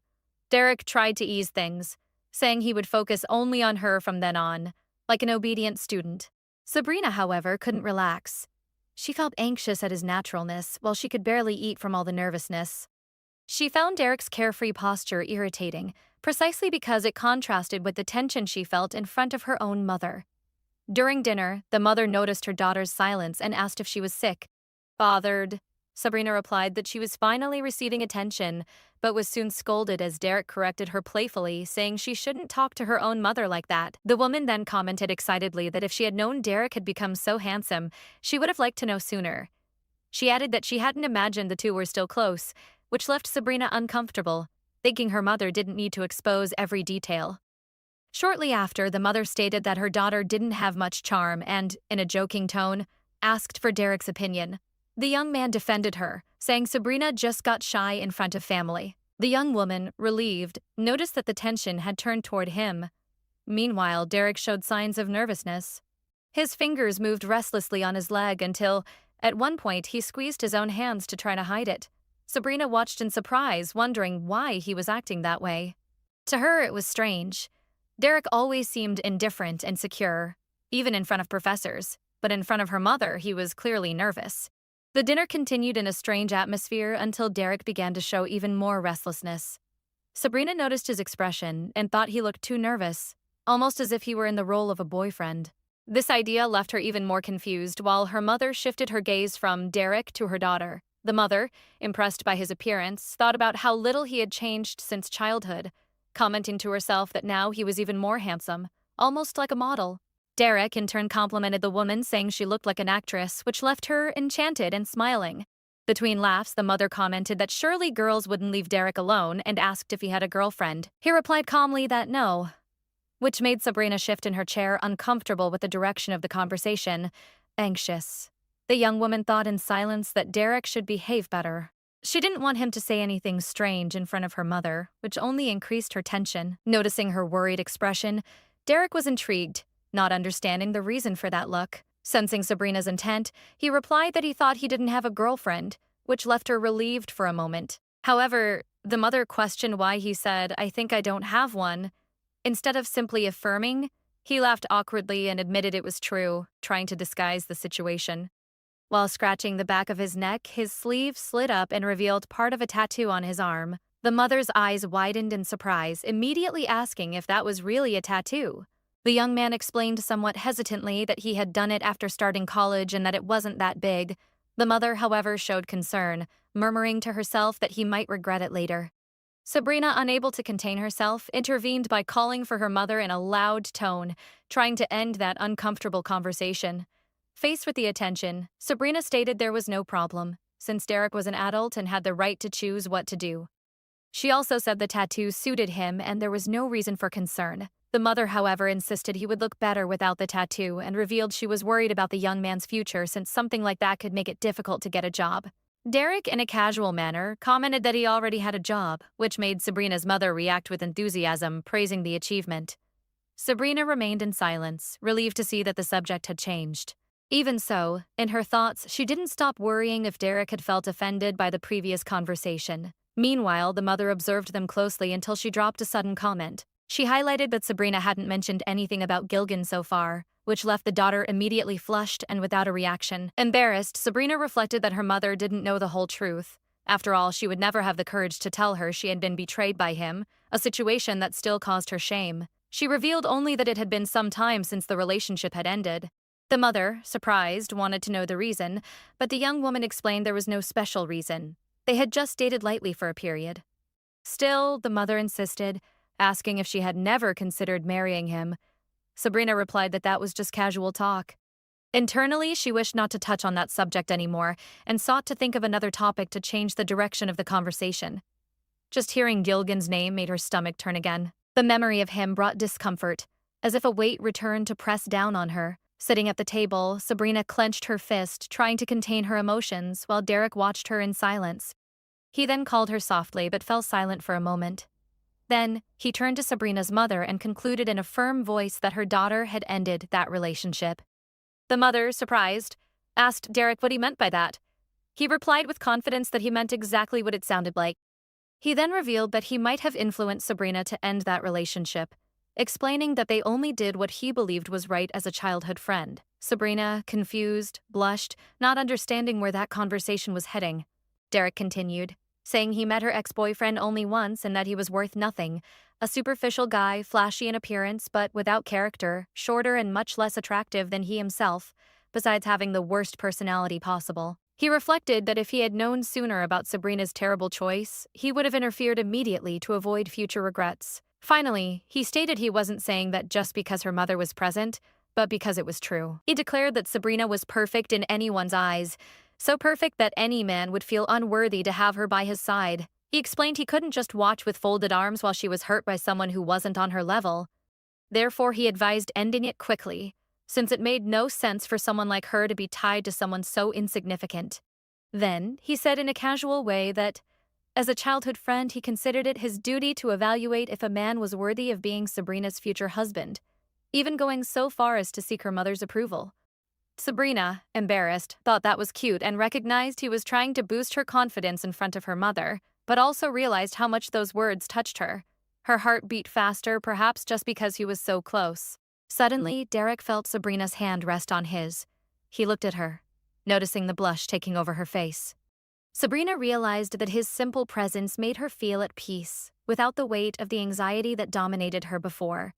Observing the scene, the mother asked directly if the two were dating. The question made the air heavy while both reacted nervously, trying to maintain a neutral expression. Silence took over the table, and the exchanged glances revealed the indecision about how to respond. Sabrina thought frantically about what she should say, fearing the situation would become even stranger. Derek, however, kept a serious look, as if warning her not to show so much nervousness in front of the mother, as that could raise even more suspicion. The mother warned the two not to exchange suspicious looks in front of her and stated that even if she found out they were together, she wouldn't scold them, questioning why they were trying to hide it. Sabrina was nervous, unable to explain clearly what was between them. She thought she wanted to define the relationship but still didn't know how to do it. Then Derek took the floor and said they weren't officially together yet, so he couldn't confirm anything. He explained he had confessed his feelings but hadn't received an answer yet, which made it difficult to describe the situation. He added that he didn't want to pressure her, so he was just waiting. However, he stated with conviction that soon he could properly introduce himself as her boyfriend. Sabrina, surprised, was left even more without a reaction in the face of the firmness with which Derek declared himself in front of her mother. Derek smiled openly and asked to be treated with kindness from then on as well. Later, out on the street, Sabrina felt sick because she hadn't eaten properly. Nervous the whole time, she ended up with an upset stomach.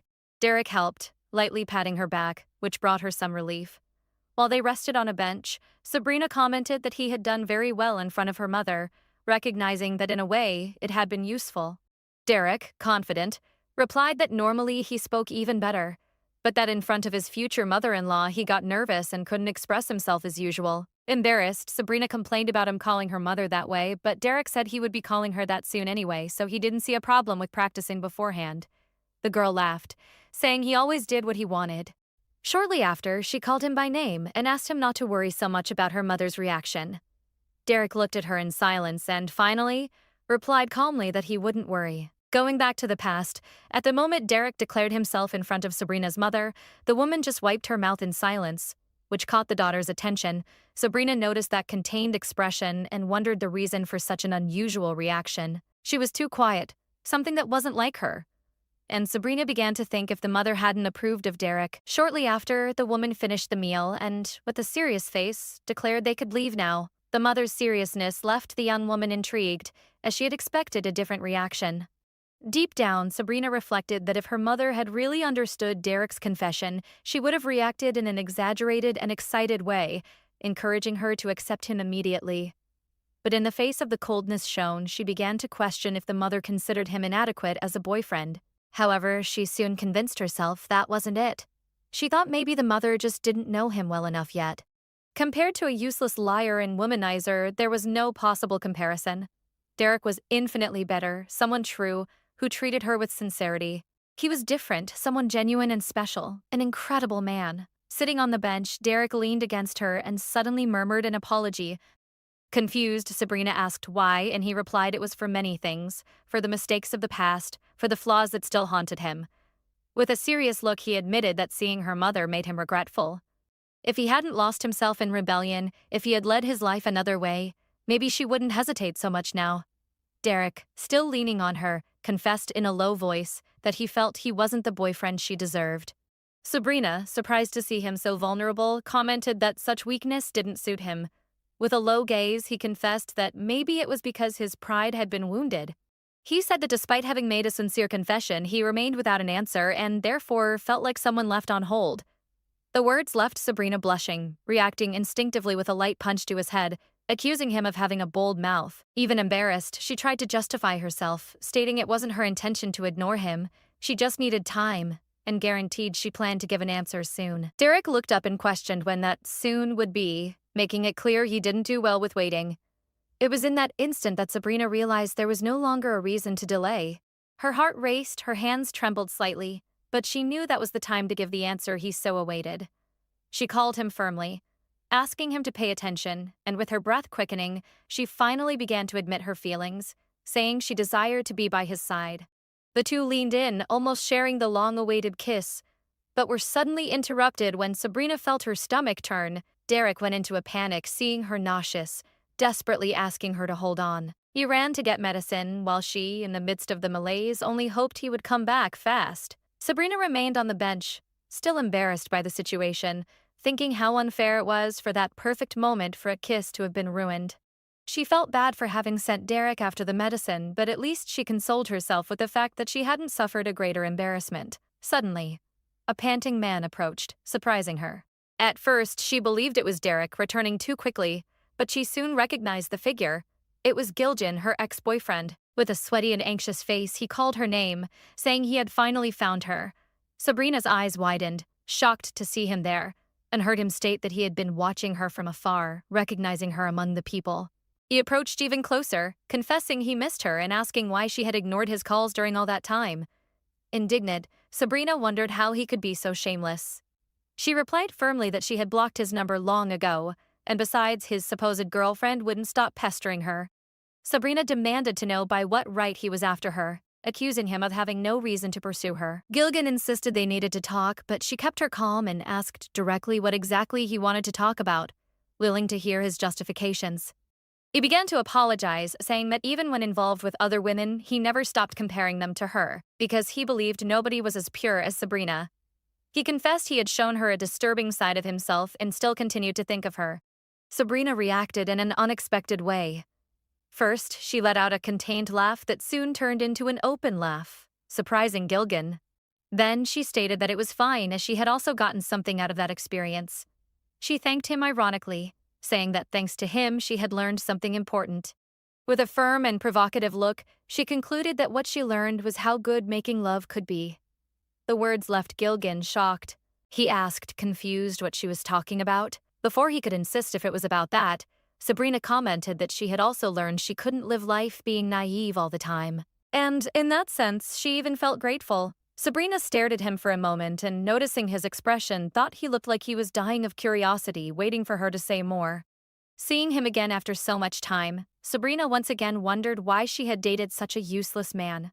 Compared to Derek, the difference was glaring in face, posture, and character. It didn't matter the angle. He simply didn't come close.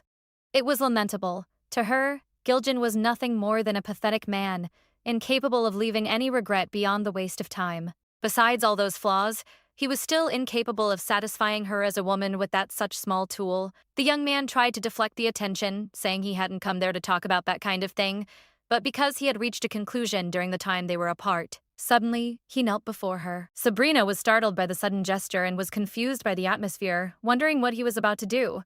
He then declared himself, stating he regretted it so much that it consumed him, revealing that everything in his mind was only her. At the peak of the confession, he said firmly that he loved her. Sabrina, however, remained in silence, fighting against the discomfort. She thought she almost vomited in disgust, unable to believe how he could pronounce such words with such ease. To her, it was nothing more than a pile of worthless lies. Without realizing it, she ended up letting her thoughts escape out loud. It was at that moment that Derek appeared, walking toward the two.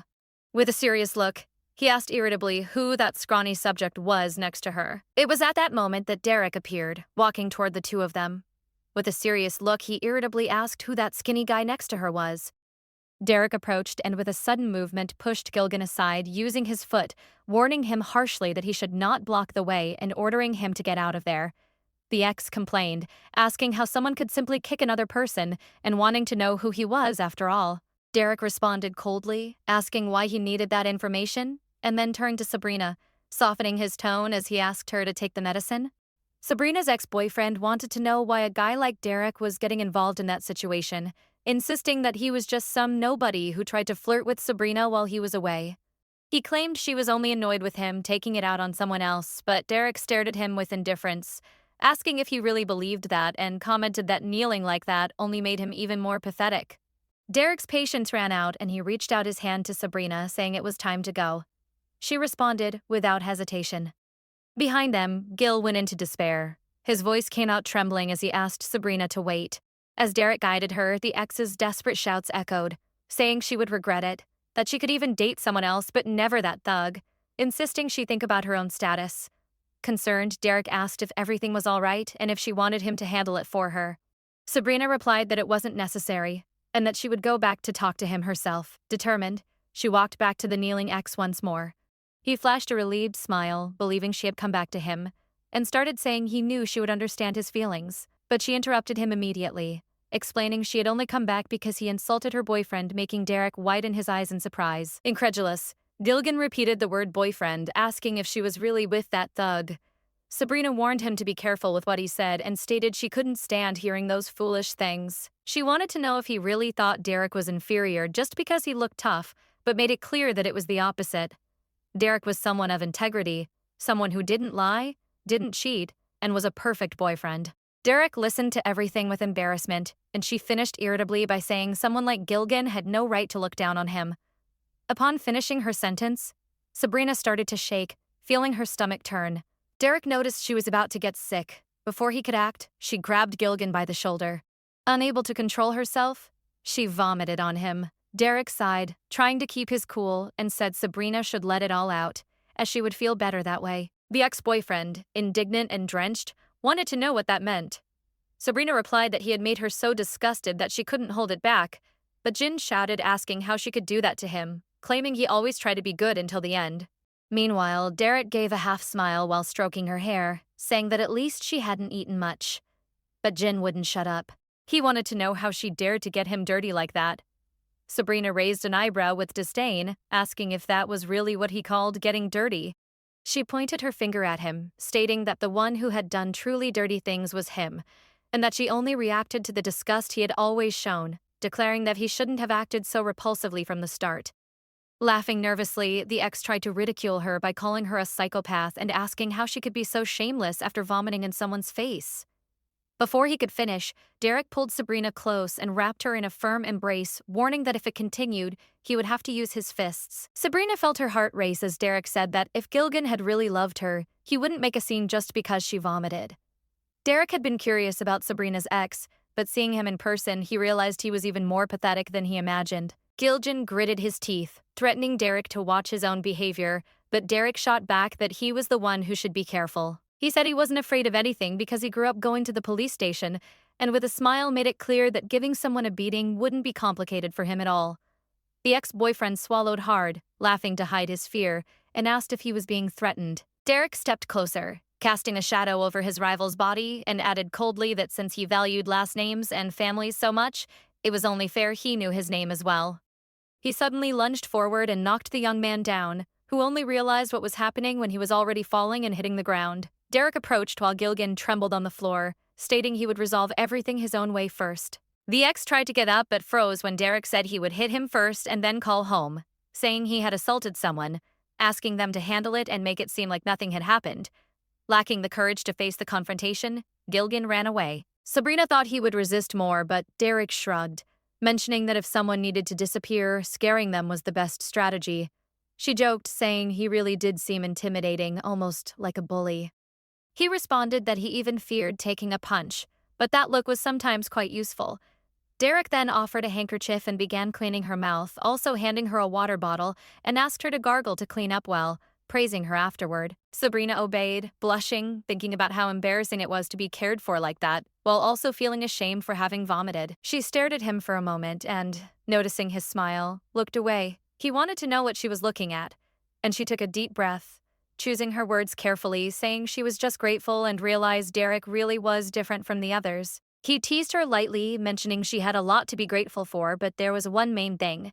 When she asked what it was, he stated it was the fact that her first time hadn't been with the other guy, but with him. Derek commented that with her ex, she probably would have been traumatized and even hinted that he was so small he might not even be able to do anything. Sabrina let out a dry laugh, admitting to herself that there was really no denying it. Then he commented that even if she had done it with someone else, it wouldn't be a threat to him, because now that she had a taste of him, she wouldn't be interested in looking at anyone else. She laughed, saying he was just bragging again. Before she could finish her sentence, he grabbed her face with his hands and pulled her into an unexpected kiss. Embarrassed after the kiss, she whispered that she had just vomited. He replied naturally that she had already rinsed everything out and there was no smell at all.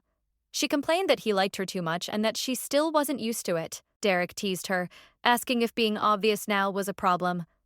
Then he pointed out he wasn't the only one with feelings and said he had clearly heard what she said earlier. He moved even closer and commented that she had called him her boyfriend.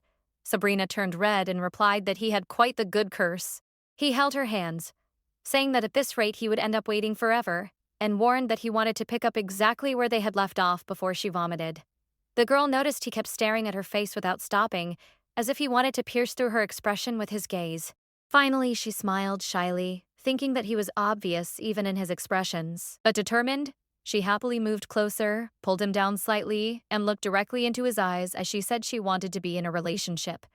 Derek stared back closely, murmuring that she shouldn't say those things so easily, and she asked if he was just warning her or if he was trying to back out. He assured her he wasn't. Derek pulled her into a soft kiss. Now they were no longer just friends, nor occasional partners. They were officially boyfriend and girlfriend. Time passed, and already inside the bedroom, the two continued exchanging kisses near the closed door. Sabrina, breathless, tried to interrupt, asking him to wait a moment to take off her shoes, but Derek just kissed her back. He didn't want to stop at that moment. Her heart raced. Even with her mind in a whirl, she thought he was acting like an excited boy, but decided to let it slide. After all, it was their first day of dating. Blushing and still a little startled, she admitted to herself she wasn't used to this. He pulled her closer and murmured that it was normal to be like that with his own girlfriend. She then smiled, stating that the night would be long, as she was quite excited too. The night that followed was intense. They enjoyed themselves in every corner of the apartment, showered together, and made love again. Even after the shower, the fire did not go out. When they finally decided to rest, Sabrina slowly ran her fingers over his arm, observing the tattoos, while silence stretched between the two of them. He watched her curiously without saying anything, until he asked if she was worried about her mother's reaction. Sabrina looked away and replied that it wasn't that. Turning in bed, Derek tried to cheer her up, asking if she would keep that expression every time she imagined her mother's reaction, and wanted to know how they were going to date like that. She huffed irritably and insisted it had nothing to do with it. He then asked what was bothering her with a soft look. Sabrina took a deep breath and admitted she was worried about him. Derek was silent for a moment, surprised. She stated it was natural to worry when there was the fear of seeing her boyfriend get hurt. His look softened and Derek pulled her close. She gazed at him tenderly while he commented in a playful tone that he didn't imagine hearing her say something so cute. Sabrina explained that she was his girlfriend now, so she was afraid he might have gotten hurt because of her mother. He replied calmly that it was all fine, that he had already learned to deal with that on his own. Derek smiled slightly and commented that her mother knew exactly who he was when he was younger, saying he was the type of boy who lived arguing with his own father. In the past, Derek smoked and drank, and all of that pushed away any approval. No mother would be happy to see her daughter getting involved with someone like that. Sabrina observed in silence until she began to murmur something, but before she finished the sentence, he smiled provocatively, saying it was good to have a girlfriend worried about him. She reacted irritably, calling him a dummy. Derek reminded her she had class early the next day and asked her to get some sleep. Sabrina just quietly agreed. He leaned in, kissed her forehead, and said they would soon pay another visit to her mother, explaining that once he got used to work and built his career better, maybe her mother would see him in a different way. He also commented that then Sabrina could introduce him with pride anywhere. Moved, she called him silly and squeezed his chest affectionately. He wrapped her in his arms while Sabrina declared she already felt proud of him. Days later, sitting on a bench, Sabrina held her phone anxiously, thinking he was taking a long time to call, but concluded it was understandable.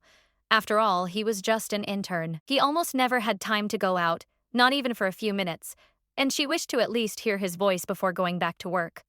The days had passed quickly since they started dating, and it had been a while since the last time they saw each other. In the office, Sabrina tried to concentrate between piles of papers and computer screens, while in another part of the city, Derek adapted to the company routine. She was sincerely happy when she heard he was doing well at work, but now she was complaining that he was too busy to respond.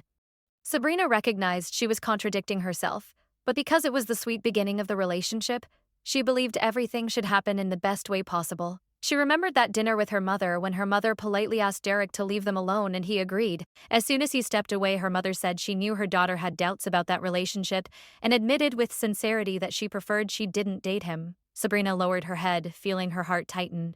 The relationship had barely begun, and her mother was already against it. Her mother explained she was worried and that her daughter certainly understood she wasn't just talking about personality differences. Sabrina stated that if the problem were something so trivial, that relationship wouldn't have even started.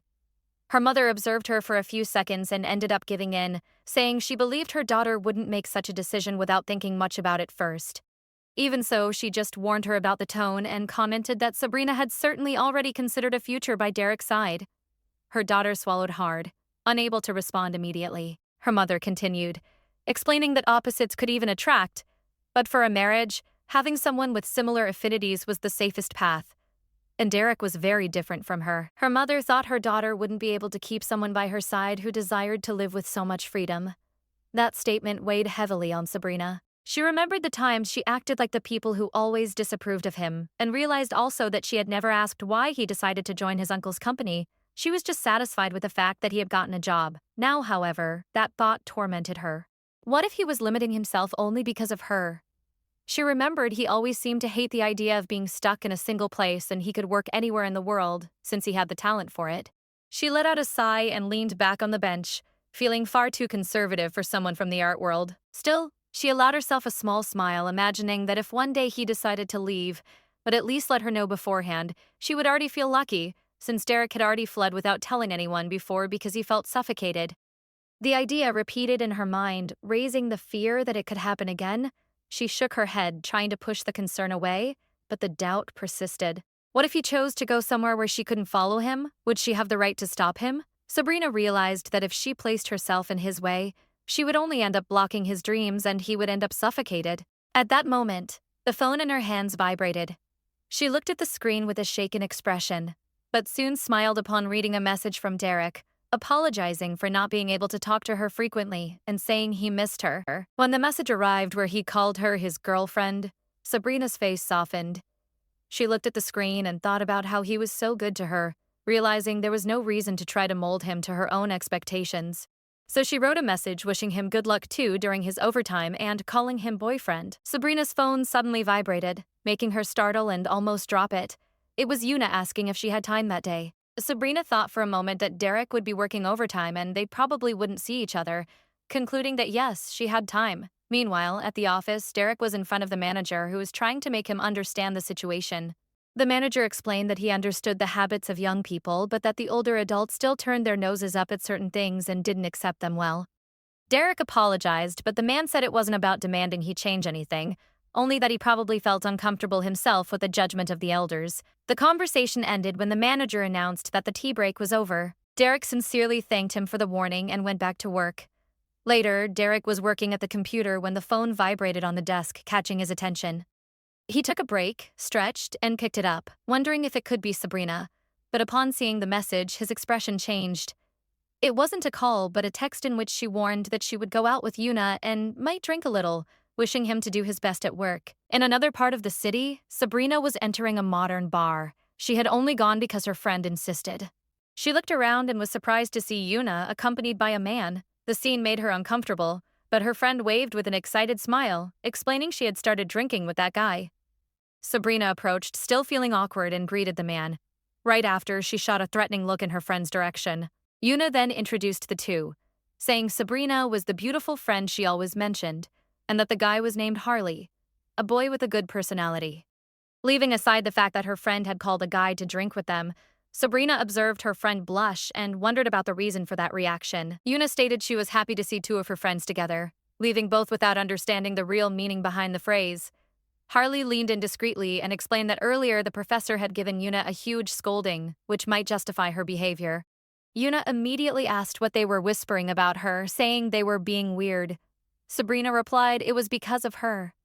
Her friend guaranteed she was perfectly fine, but Harley questioned if she was serious, mockingly remembering that she had already vomited on his back the last time they went out together.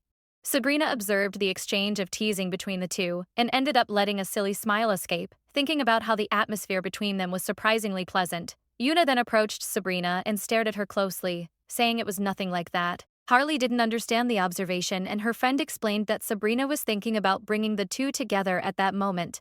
Sabrina replied that she just thought they really seemed to get along. Sabrina couldn't follow her friend's reasoning, as she started saying she wouldn't have called her if she were dating him, and asked if Sabrina still hadn't realized the reason she didn't warn her that someone else was coming. Yuna finally revealed she had gathered the two because they were her dearest friends, incredible people she could introduce anywhere. She even raised an excited finger, explaining that since both were single, it made sense to try to bring them together. However, Sabrina interrupted, stating she already had a boyfriend, which made Yuna grumble in frustration and admit the mood had been ruined. Sabrina shot back that when a friend said she was going out with someone, the right thing would be to receive congratulations. But Yuna complained she had worked so hard to set up that meeting. Sabrina then discreetly picked up her phone, thinking she should warn Derek that Yuna's friend was also present. She started typing, but her friend noticed her and grumbled that she was ruining the mood again, stating she was certainly warning her boyfriend. Sabrina thought it was fair to warn him since he thought it would just be the two of them, while Harley scratched the back of his neck asking if they wanted him to leave. Both Yuna and Sabrina immediately denied it, which led Yuna to complain that this was why it wasn't possible to go out with people who had boyfriends. Before Sabrina could counter, the phone vibrated again with a new message. She sighed, realizing his reaction was exactly what she had imagined. Yuna found it strange that Sabrina had gotten a boyfriend so suddenly, since her friend lived only for work and rarely had time for anything else. She started asking about Sabrina's boyfriend, wanting to know if he was handsome and what kind of man he was. Sabrina sank into her chair, not understanding why the focus had shifted to her. She tried to change the subject, but Yuna teased her, saying she bet the two probably already knew each other before, because Sabrina wasn't the type to go out with someone she just met. Her friend continued commenting that if that were a blind date, Sabrina wouldn't have even shown up. Her colleague then asked if maybe it was someone from the university, but Yuna countered saying there were no men in the office where Sabrina worked. The two ended up turning their gaze to her, and her friend explained that she only had female friends, so it couldn't be someone from there. The guy commented that maybe it was a childhood friend, but soon said it was impossible to imagine something like that, and Yuna agreed, stating she could never see Harley, who was a childhood friend of hers, as a man to date. A quick thought crossed Sabrina's mind at that moment. She really thought those two had a chance of becoming a couple someday.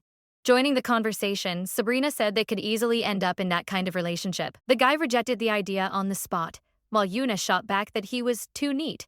He would match Sabrina more than her. Harley smiled theatrically, asking if they didn't at least think he was handsome enough. Yuna commented that her taste was more geared towards solid men, the type that catch attention even from a distance. As soon as she said that, the bar door opened and a man entered, wearing a black suit with his jacket thrown over his arm. He adjusted the knot of his tie while looking at his phone. Yuna admitted right then that he was exactly her type, admiring the defined body and elegant look. Sabrina's face went tense as she noticed that man looked far too familiar. Her heart raced when she finally realized why. It was Derek. He looked up at that moment, found hers, and smiled. Yuna was surprised by his arrival, while Harley asked who that guy was, completely lost.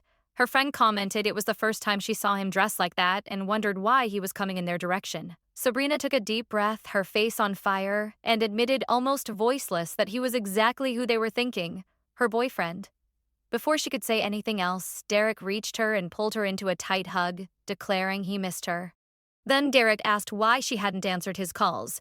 Sabrina replied they were just having fun and she hadn't even noticed the phone ring. The two friends were left agape upon understanding the situation and asked directly if Sabrina's new boyfriend was really Derek. Right after, Sabrina said she needed to go and the guy stated it had been a pleasure meeting them, while Yuna asked her to explain everything later.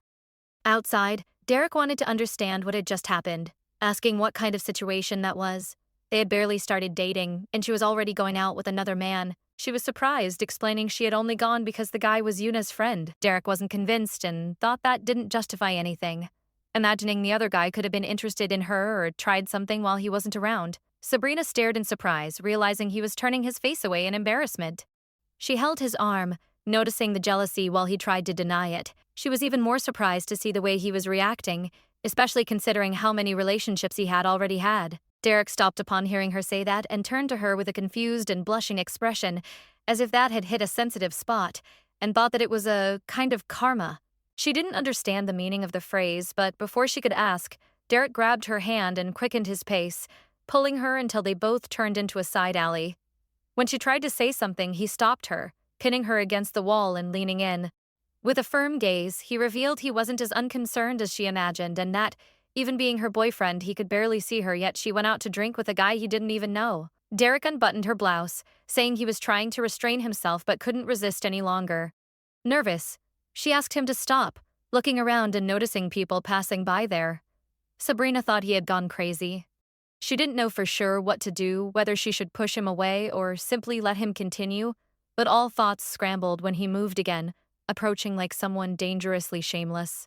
Before she could express any indignation, Derek let out a low laugh and started fixing her clothes, leaving her even more confused. She didn't immediately understand why he was doing that. He raised his face with a provocative smile, as if enjoying her surprise, hinting that maybe she had expected another attitude. Sabrina tried to hit him with a slap, completely blushing, but he dodged, laughing, and guaranteed he would stop. She was still trying to catch her breath when he wanted to know if she really believed he would do something to her in a place like that. Derek then kissed her forehead, making it clear he had the urge to cross any limit, but it wouldn't be there. He didn't want his girlfriend exposed in a dangerous alley. Some people cast annoyed looks at the two of them, murmuring comments about the mushy couple. Sabrina almost shrank in shame, but Derek ignored it completely, suggesting they should leave. Later, already in the apartment, Sabrina barely had time to settle in when she was pulled by him and thrown onto the bed. Confused, she tried to understand why he was acting that way. He then stated he was irritated. She didn't understand immediately until he made it clear that the simple idea of another man seeing her that way made him uncomfortable. Sabrina remained silent, unable to formulate any response, while he added that he wanted to be the only one to see her that way. Remembering she was his girlfriend, she tried to hide her shame, finding his intensity exaggerated, and wondered mentally what he expected her to do. Then, she decided to turn the tables, climbed on top of him, and guaranteed she had no interest in anyone else. She asked him not to worry and that he should focus only on her from then on, because at that very moment she would make up for all the days they spent without seeing each other. The morning after that night of love, Sabrina woke up with the sunlight coming through the window and realized that the night before she had gone straight to bed without even looking around. Sitting on the mattress, she finally observed the place and thought that was the apartment where Derek lived alone. She found the environment exactly as she imagined for him, organized, clean, and with few things. Walking through the room, she commented to herself that maybe she could take a quick look. As she approached the bookshelf, she noticed something out of place among the files. She got curious, thinking about what it could be, since it seemed to be the only disorganized thing there. While she leaned in to grab the item, she suddenly felt someone's presence behind her. Before she could react, Derek appeared silently and pulled that item away quickly, making Sabrina jump. She was startled and asked confusedly, "What's going on?" Derek, with a serious expression, said he was the one who should ask that question and wanted to know what she was doing. She replied she was just taking a look at his room and asked if she couldn't do that. He said she could look, but not that part of the shelf, and asked her to look at anything else in the room. Suspicious, she asked why he was hiding that, and feeling awkward, commented that maybe it was a photo of his ex-girlfriend. He turned quickly and denied it, visibly uncomfortable. She insisted, saying she saw when he flinched and wanted to know the reason for such a reaction. Derek walked away. Sabrina went after him and continued questioning, wanting to know why he hid it so much if it wasn't a photo of his ex-girlfriend and that there must be some reason for him not to show her. She kept insisting behind him, and Derek ended up sighing, saying her name in a tone of reproach, as if truly surrendered to her stubbornness. Tired of the insistence, he finally said all right, and that if she wanted to see so badly, she should see it once and for all. As soon as he handed over the paper, she got all excited, expecting to discover what he was hiding. Curious, she thought aloud about what it was and why it was so important for Derek to have protected that paper so desperately. When she opened the photo and looked closely, she was surprised. In the image, she saw an old photo of the two of them still as children, hugging and smiling. Realizing this, she murmured with surprise that it was an old photo of them. Derek confirmed, calling Sabrina silly for having confused it with a photo of an ex-girlfriend. He complained that her thinking that was unbelievable, and warned her to be careful with the photo, telling her not to tear it or leave fingerprints. She stared at him with an expression between mockery and incredulity, asking if he was more worried about the photo than her at that moment. Derek hugged her from behind and said the photo was the most precious thing he had after her, and that he had looked for old photos for a long time but had only found that one. Sabrina commented that if she had asked his mother, she certainly would have received several old photos. While he hugged her from behind, Sabrina was surprised and moved looking at the photo, saying that even she hadn't seen it in years. That photo represented the bond they had as children. They were happy, playing, and always together. She remembers they got along so well to the point where their mothers commented they never left each other's side, and that if one day they decided to get married, they should just let it happen. Sabrina remembered that as a child, she whispered asking if they should really make that happen while Derek looked at her with a bit of embarrassment. Before he could respond, the mothers called for Sabrina, asking if they could ask a question, with cameras in hand and a curious smile. Even with Sabrina being just a girl, the mothers asked her who she intended to marry when she grew up. The girl repeated the word marry without understanding what it was about, until Derek explained it was like mommy and daddy. Sabrina thought for a moment and responded that it was obvious. She said she would marry Derek. Then she hugged the boy with all her strength, leaving him surprised. The mothers were enchanted by the scene, saying Sabrina clearly wanted to marry Derek, and joked that maybe they needed to start calling each other mother-in-law. While the two laughed and took photos, Derek got embarrassed and asked Sabrina why she had said that in front of them. Sabrina asked, surprised and offended, if he didn't want to marry her. Derek replied it wasn't that, he just thought their mothers were joking. Even so, he added that if she really wanted to, he wouldn't be able to refuse. Derek told her that when they grew up, he himself would be the first to talk about marriage and stated he wanted to marry her in the future. She was surprised by the declaration, observing his shy way, but soon her face lit up and she started smiling with happiness. She was completely enchanted. Sabrina hugged Derek tightly, saying she loved the idea. He complained embarrassedly, calling her name while she shouted to her mother that Derek had said they were going to get married. The boy, desperate, asked her not to go around telling everyone. Back in the present, Sabrina remained lying on the bed holding the photo. She asked Derek if he remembered what the two of them were talking about on the day that old photo was taken. He replied he didn't remember very well. Her expression dropped immediately. Irritated, she stared at him while he apologized. Sabrina stated that back then it was Derek who asked her to marry him. He disagreed, saying he thought it was her who said that first. Irritated, she asked if he was looking for trouble. Derek soon backed off, saying he was joking and asked her not to be violent with her own boyfriend. Sabrina got on top of him, looking serious for a moment, before hugging him tight. As she squeezed him, the memory of the mothers taking photos arose again. Suddenly, she suggested they go see her mother. Derek asked why, and she explained she wanted to officially tell her that the two were dating, and added that he could brag about her to his mother. The words left Derek completely surprised. Derek agreed with her idea and said they really should do that. Sabrina snuggled even more into him while he stroked her head.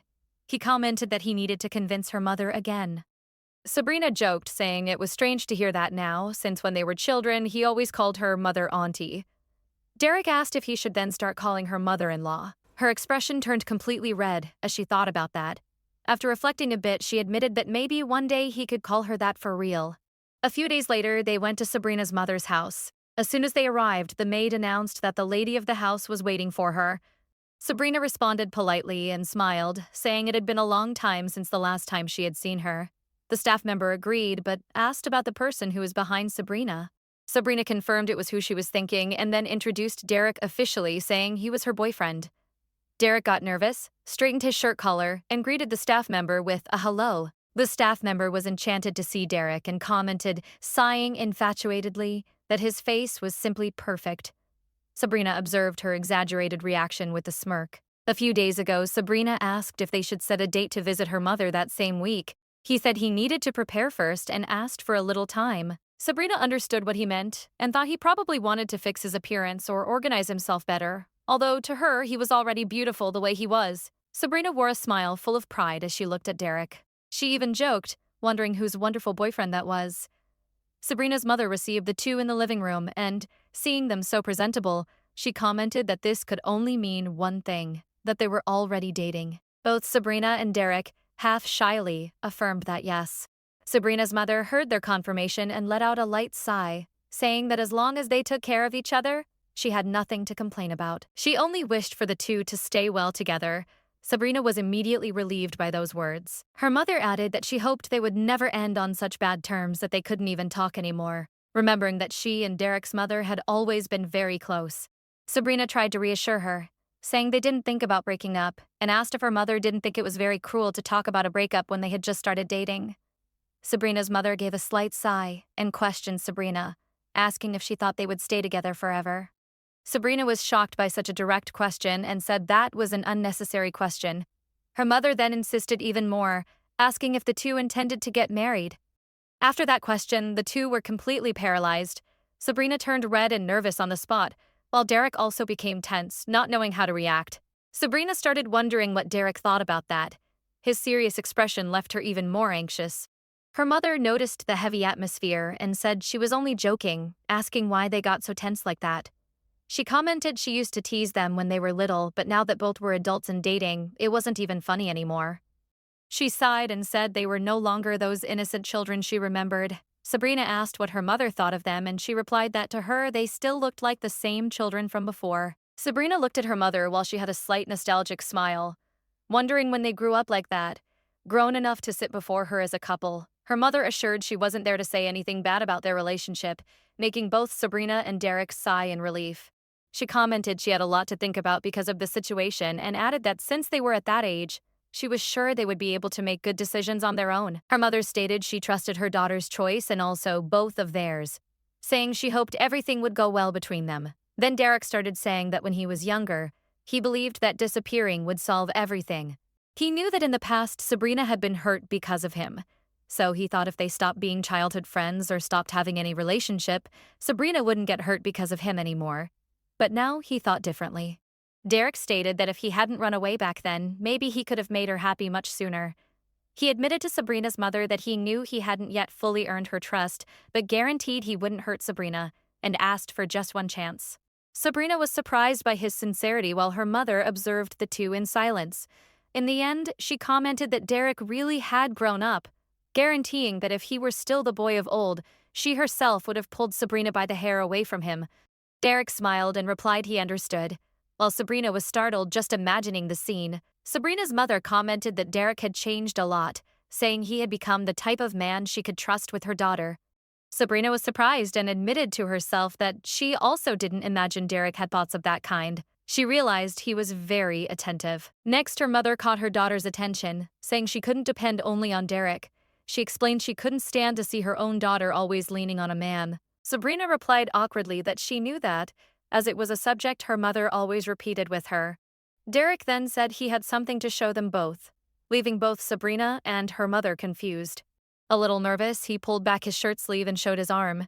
Both her mother and Sabrina were shocked while he explained he was doing sessions to remove the tattoo. Although it was still visible, the specialists guaranteed that with a few more sessions, it would disappear completely. Derek told them that before he didn't care about people's comments, but upon thinking about being with Sabrina in the future, he started seeing it another way. He admitted he didn't want her to be judged because of him, and added that showing that might help her mother feel more at ease with their relationship. Sabrina's mother responded to Derek's gesture, saying he didn't need to be so formal, and asked him to simply call her mom. Right after, she told her daughter that her father would arrive later and ordered her to make sure they waited in the living room until the table was set.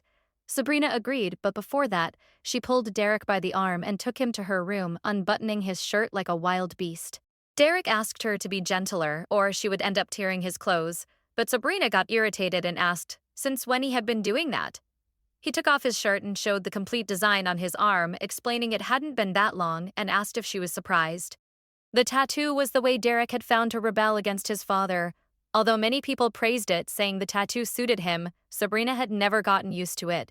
She remembered how she found it strange at the beginning, and how she was still surprised whenever she saw his tattooed arm up close. Sabrina realized that upon discovering he really was removing the tattoo, she got scared.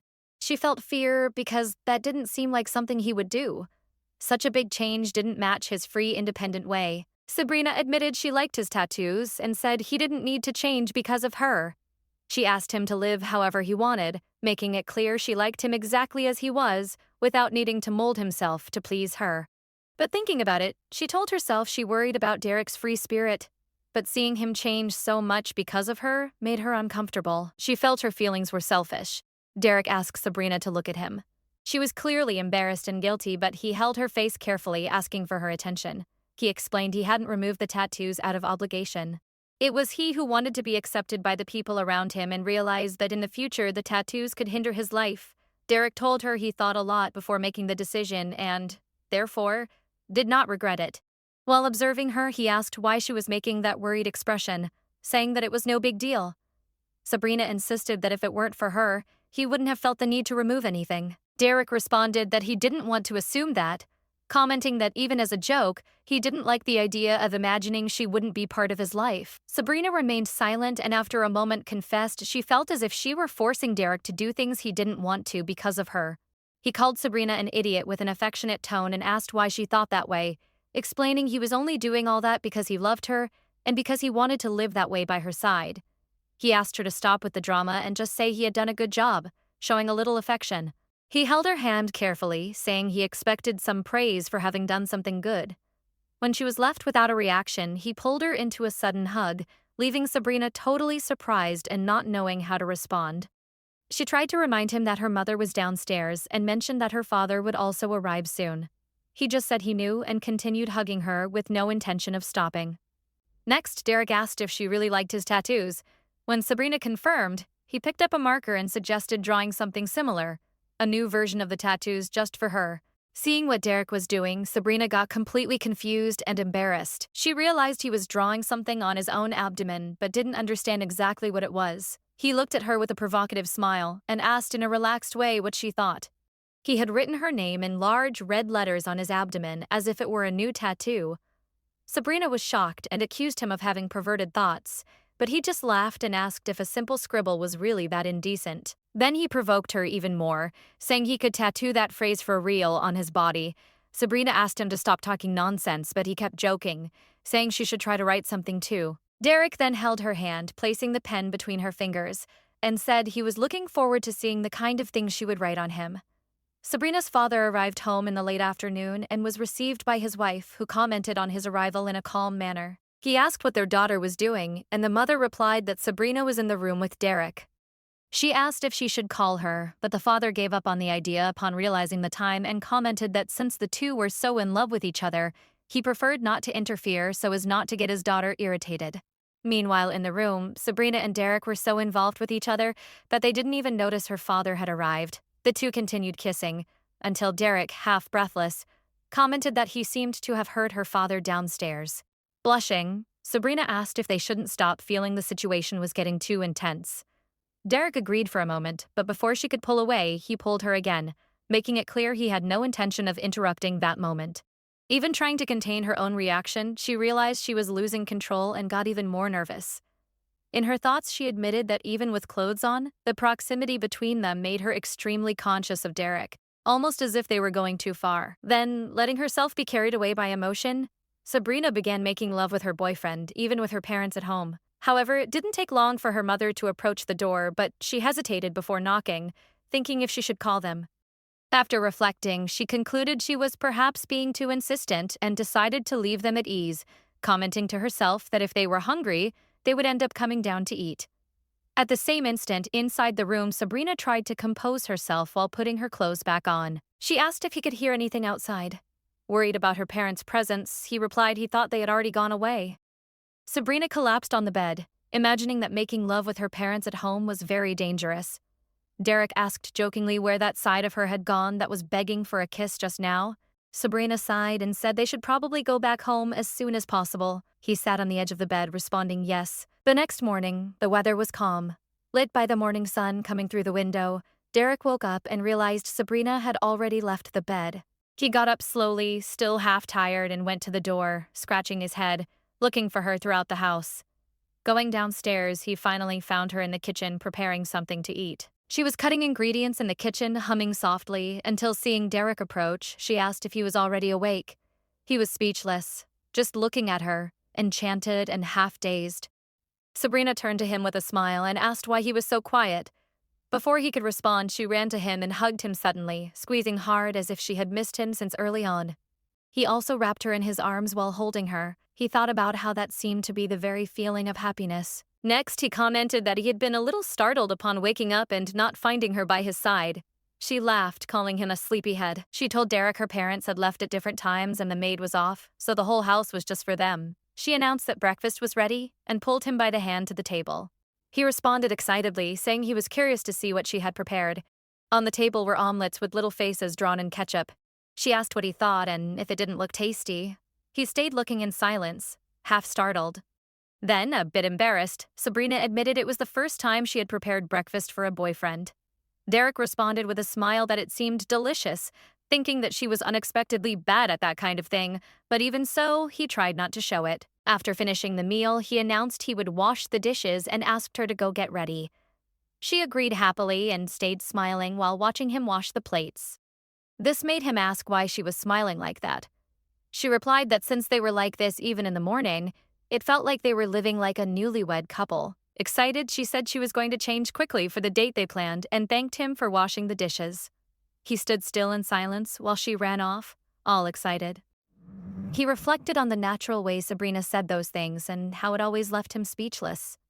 She got ready carefully, putting on earrings and fixing her hair, thinking that for the first time in a long time she was going out for a date with him. As soon as they got ready, they went out arm in arm. Sabrina was excited while Derek accompanied her with a discreet smile. During the stroll, she got close to him and said something softly, making him look at her confused. He asked why she was looking that way, and she responded in a light and affectionate way, saying it was just because she liked him. While walking side by side down the street, Sabrina seemed excited seeing a wall covered in flowers, and the two followed until reaching a line to enter a pop-up shop. He commented he wanted to cut the line, but she responded lightly that wouldn't be possible. When they finally entered, he asked what kind of business that was while she excitedly showed the cosmetics she had won. Then she pointed to a photo booth and asked if they should go in there. He agreed, and the two posed together for the photos. Inside the booth, they got even closer, hugged, and took photos pressed against each other, enjoying the moment as a couple. They continued walking together through the busy street while she gave little giggles, still excited after the outing. At a certain point, she asked what they should do next and suggested going to a cafe, but before she finished the sentence, she ended up bumping into someone passing by in a hurry. Noticing what happened, Derek immediately pulled her close, wrapping her carefully, and murmured irritably that the guy could have at least paid attention to where he was walking. While speaking, he continued holding her firmly. She thought he was acting in an extremely affectionate way, almost as if he really were her boyfriend, and admitted to herself that it made her a bit embarrassed. While he kept her close, she noticed his scent, something that left her even more nervous and not knowing where to look. Internally, she recognized that he left her completely disoriented. With every second there, she felt her mind lose control and her thoughts become increasingly intense. In her head, she admitted to herself, almost unable to believe it, the sudden and overwhelming desire she was feeling at that moment for Derek. After all that nervousness, she called his name softly, still clinging to his chest. She seemed to hesitate before continuing, and he looked at her calmly, waiting for her to finish the sentence. Then, she asked shyly if they shouldn't go back home. He was surprised by the suggestion since it was still early, but repeated her question to make sure he understood. With a completely blushing face, she explained she wanted to go back home because she wanted to rest a bit. He observed her in silence for a moment, clearly noticing if that was being too fast, since it was still broad daylight. Realizing he was making a joke, she complained, saying he clearly understood what she meant, but even so was playing with the situation. And that's all for today. He watched her in silence for a moment, clearly noticing if things were moving too fast, since it was still broad daylight. Realizing he was teasing her, she complained, saying he clearly understood what she meant but was playing with the situation anyway. Normally at that hour, she would be enjoying a light and pleasant date with Derek. But at that moment, the situation proved to be completely different. As soon as they arrived at the hotel, she pulled him by his clothes, overcome by the intensity of what she felt, thinking she couldn't believe she had rushed back to the hotel just because of that growing desire. Approaching him with a certain urgency, she suggested they go straight to the room, guaranteeing she would make him feel good. Once in the room, she leaned over him and softly asked him to lie down and get comfortable. While Sabrina caressed him, Derek found himself wondering in silence if she really liked this kind of situation. It was surprising to see her acting so differently from usual, but that unexpected side of her awakened an intense sensation in him, making him feel increasingly involved. She leaned close to his ear and, in a provocative tone, stated that he would have to go all the way with her. Observing his face, Sabrina couldn't help a slight amusement at his reaction, even thinking that even that irritated expression suited him.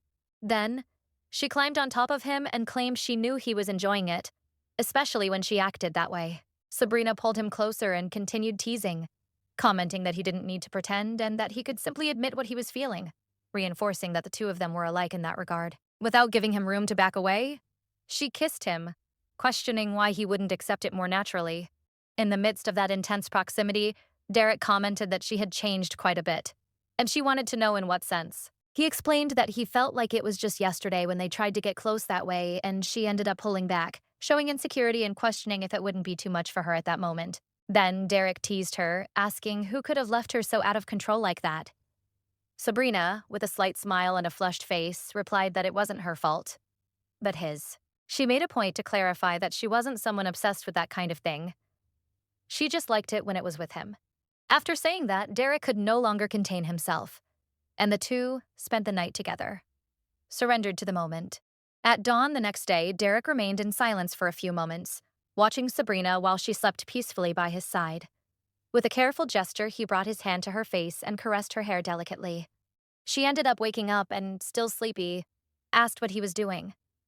He was surprised to realize she was already awake, but replied that he was just admiring her. Derek commented that until recently, he never imagined the two of them would be lying in the same bed that way, and that now, seeing them there together, he realized they were acting like true lovers. With a slight smile, she commented that if he hadn't shown up that day, she would probably be with another man right now. He replied that just imagining that seemed disturbing to him. He reacted with a discreet smile, reflecting on everything while admitting he never imagined he would be her first man.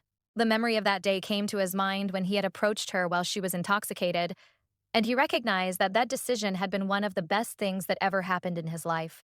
Exchanging a kiss full of affection, she commented that she found it irritating to know he had already been involved with other women, but that she would still forgive him. She added with a slight smile, saying that, in a way, it had been useful for her. He commented that it sounded more like a scolding than a compliment, while he carefully held her hand and brought it to his lips.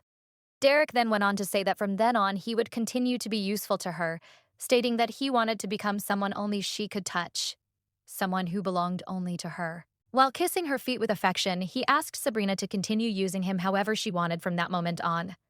She gestured for him to come closer, and, holding his chin firmly, said that was obvious. After all, there was no one else he could belong to but her. Sabrina smiled slightly and, remembering from the time they were children until they became adults, ended up thinking about how that childhood friendship had transformed into something so intense and useful. It was Christmas time, and the snow fell softly, illuminating the festive decorations in front of the hotel. Inside one of the rooms, Sabrina paced back and forth, apparently anxious. It didn't take long until Derek came out of the shower and announced he was finished, asking if she had waited for him. As soon as she saw him leave the bathroom, Sabrina didn't hesitate and pulled her robe with a quick movement, completely revealing what she wore underneath. Without giving him time to react, she asked what he thought, wanting to know if she looked beautiful while showing off her provocative Christmas-themed outfit. Unable to contain the impulse, he approached quickly and kissed her intensely, then pulled his lips from hers and led her to the bed. With a smile, Derek commented that just imagining she had prepared all of that in secret for him made him even crazier for her. Sabrina smiled and said it had been worth preparing it, then asking him to stop just staring at her and enjoy his Christmas present.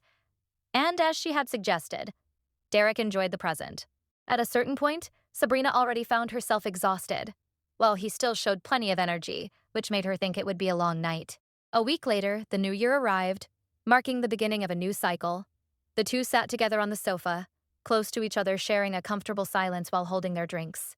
As soon as the clock struck midnight, they exchanged a Happy New Year in a light and calm manner. Sitting there, he asked what she intended to do that year. She replied that she was finally going to finish that project she had set aside for so long.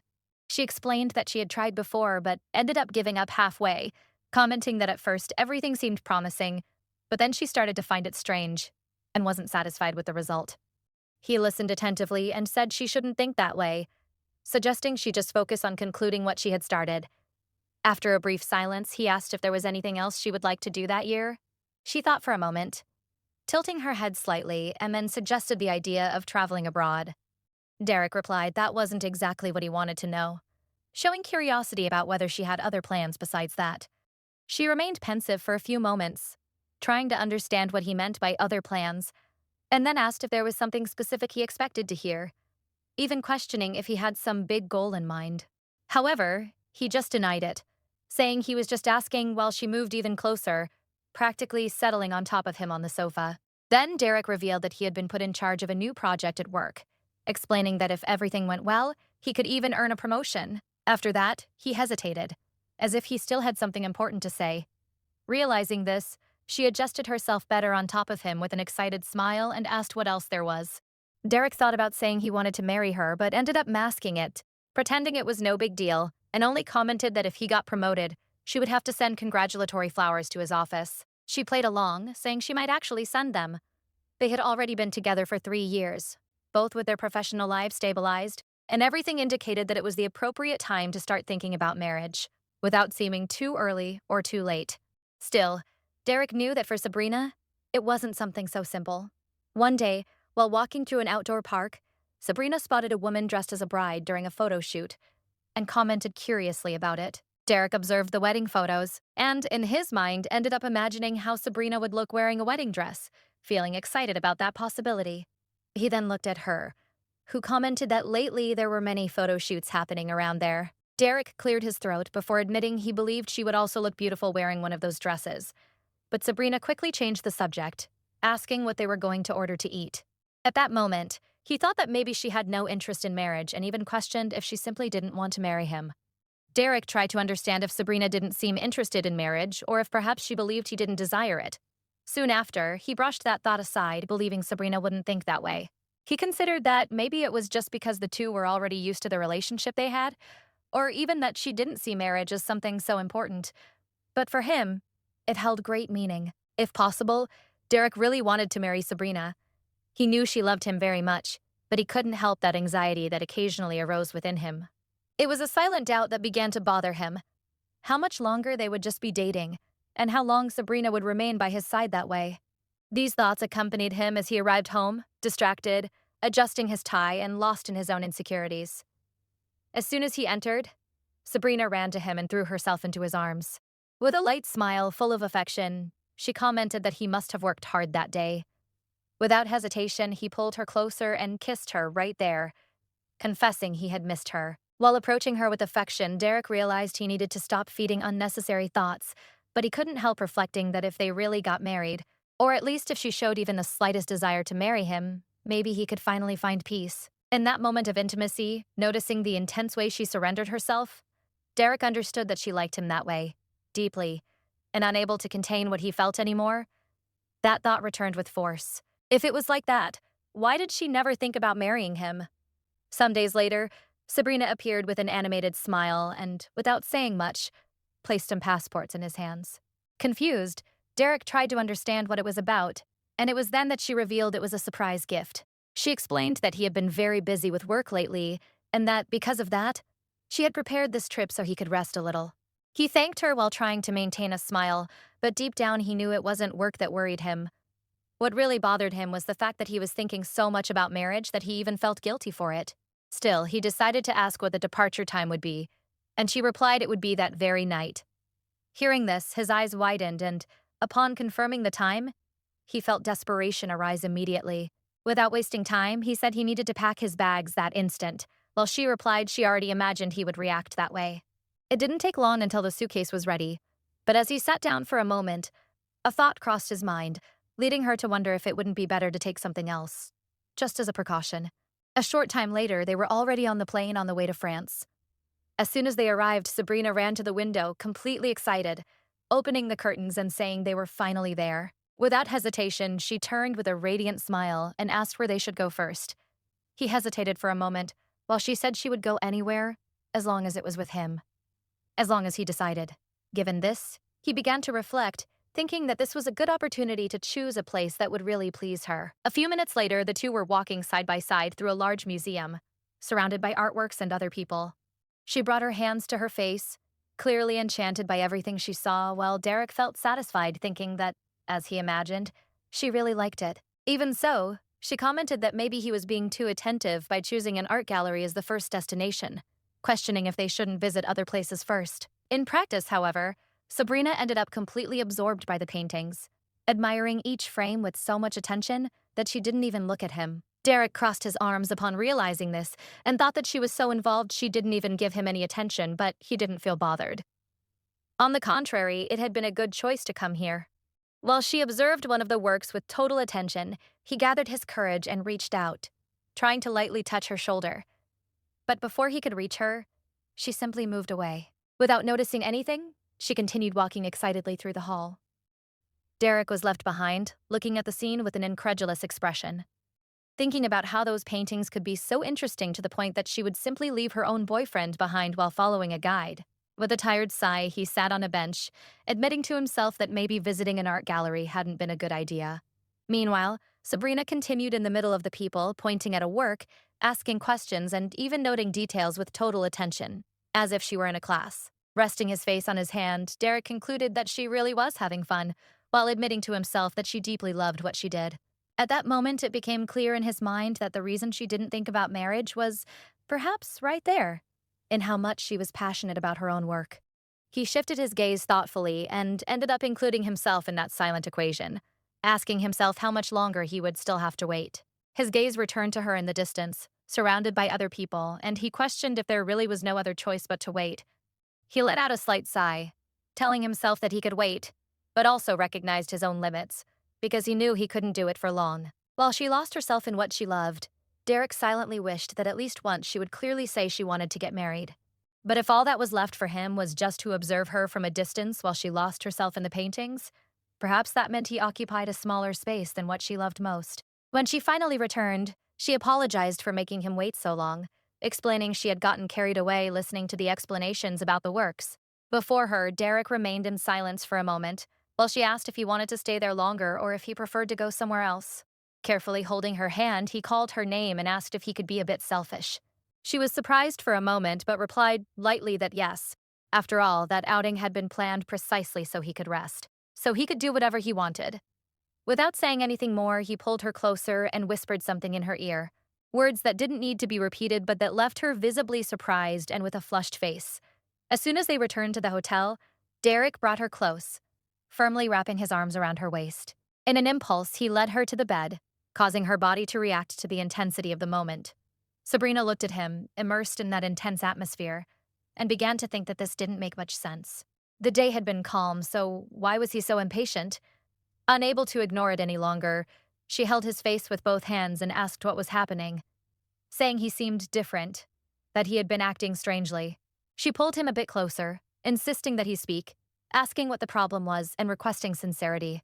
Faced with this, he looked away for a moment and admitted he couldn't hide anything from her, which only left her more confused. Lowering his head slightly, he confessed he believed everything would be fine as long as he kept showing only the version of himself she wanted to see, the version she expected. He hesitated for a moment before saying there was something he wanted to ask, but before he could continue, she already noticed how different he was, almost restless. Then, finally, Derek asked. He wanted to know if she didn't want to marry him, and the question caught her completely by surprise. He asked her to be sincere, making it clear he wasn't naive and knew she had been avoiding that subject, but deep down he couldn't understand what she really thought. His insecurity became evident, until she let out a slight smile and asked if all that anguish he carried was just because of marriage. He was left without a reaction and said she had no idea how much he had thought about it. Sabrina replied that she knew, but she didn't understand why he hadn't simply asked something so important before. Bringing her face close to his, she reminded him she was his girlfriend, that he could and should have shared that with her. Then she admitted it made her sad because it gave the impression he didn't trust her enough to talk. He was surprised, as if he finally realized how much he was complicating something that could be simple. In the midst of that silence, he ended up asking that they get married, but Sabrina complained, saying he couldn't just say that without even creating the right moment. Shortly after, already huddled under the blanket, she asked if he really intended to marry her, but her words came out without firmness. She turned her face, clearly embarrassed, while Derek questioned why she couldn't say it with conviction. For an instant, he thought he already knew the answer, that maybe she didn't want to. But then she called his name, took a deep breath, and admitted she was happy, that that moment by his side was good, was comfortable. He intertwined his fingers with hers and asked if she really didn't want anything to change. Sabrina replied it wasn't exactly that. She confessed she was so happy it was almost scary. Sabrina admitted that getting back together with him, being by his side again, and living that moment together was something too special. To her, it still felt like a dream, but even with the time that had passed, she still remembered when the two of them had grown apart and become strangers. Even with him by her side like that, she confessed she still felt fear. Fear that, as before, he would simply disappear. She knew she might be exaggerating, that she could be worrying over nothing, but that was something serious for her, a feeling she couldn't ignore. Hesitating, Sabrina tried to put into words what she felt, until she finally admitted she liked him very much, so much that it made her embarrassed. She stated there was no reason at all not to marry him, but confessed that at that moment, she couldn't think clearly, because she also couldn't imagine life without him. Hearing that, the atmosphere changed completely, and, unable to contain his own feelings, he pulled her close and kissed her. Softly, Derek caressed Sabrina's face and confessed he loved her very much, admitting that, in truth, he was the one who couldn't live without her. Even without being able to hide her nervousness, Sabrina pulled him closer and admitted in a low voice that hearing that made her feel good. Hearing those words accompanied by that shy smile, he embraced her and commented that that way she wouldn't be able to go out for a walk anymore because he would end up leaving her completely exhausted. That made her face flush even more. It was embarrassing to hear that, but at the same time, it was impossible to ignore how much it made her heart race. After hours together in bed, they continued until they went to the bathroom. And only afterward, already more relaxed, Sabrina laughed and asked if this time it was really over. He replied yes, that now it was finished for real. Shortly after, already calmer, they decided to go out and, taking advantage of being there, they decided to take a walk. Outside, with the sky tinted in shades of pink and the city lit up in the background, she commented excitedly that it was good to be there, that now it really felt like a true trip. Leaning against him with a light smile on her face, Sabrina let slip that it would be incredible to be able to live that way every day. Derek watched her in silence, keeping one hand in his pocket, discreetly holding the small box, as if waiting for the right moment. Then, almost naturally, she asked the question, wanting to know when he intended to give her that ring. For a moment, he was left without a reaction, and asked how she knew he had prepared it. She replied that she had seen it when she went to get a charger from his suitcase. He let out a slight sigh, running his hand over his face, and admitted he was planning to make a special surprise. She laughed, commenting that she had also been surprised when she noticed. Still, Sabrina said he still had a chance to make it special. Then, without hesitation, she stepped back a few paces, facing him, while the wind blew her hair, and she said she was ready. Even so, he took a while. He took a deep breath, trying to compose himself while squeezing the box inside his pocket. She noticed and asked softly if he had managed to calm down yet. He admitted he was just nervous, because he was going to give that ring to the woman he loved and turn that moment into something unforgettable. Derek finally seemed ready to take that step, called her by name, and said they had traveled a long road to get there. He said that after reuniting, he had promised himself he would give his best in every moment, because he didn't want to make the same mistakes or lose her again. Taking a deep breath, he gathered his courage and opened the small box with the rings. Approaching her, with his heart racing, Derek confessed he wanted to dedicate his whole life to her. And before the most famous tower in the world, he asked if she would accept marrying him, promising he would do everything to make her happy for the rest of their lives. Sabrina smiled with her eyes shining and replied that after such a sincere confession, there was no way to refuse. Without hesitation, she held out her hand and he carefully placed the ring on her finger. Smiling, Sabrina commented, "Surprise how perfectly the ring fit." And he replied that there was nothing about her that he didn't know. They approached slowly, their gazes met, until without needing words, they closed their eyes and kissed. Shortly after, he asked if he should already start looking for a wedding hall as soon as they returned. She laughed softly, saying there was no rush, that they could take it slow. Then, leaning in gently, Derek kissed her cheek in a gesture full of affection and, with a calm smile, said he loved her. Calling her name once more, he promised he would do everything so she would never regret choosing him. For a moment she remained silent, but soon her eyes softened and a small smile appeared. With a sincere smile, Sabrina replied that there was no reason at all for regret. After all, he was the man she loved. And so we come to the end of the story. I hope you enjoyed the video and don't forget to comment here what you thought of the story. If you're not yet subscribed to the channel, take the opportunity to subscribe and follow other works as incredible as this one. I want to thank you from the bottom of my heart for following until the end, and for all the support to the channel. So, we'll leave it at that.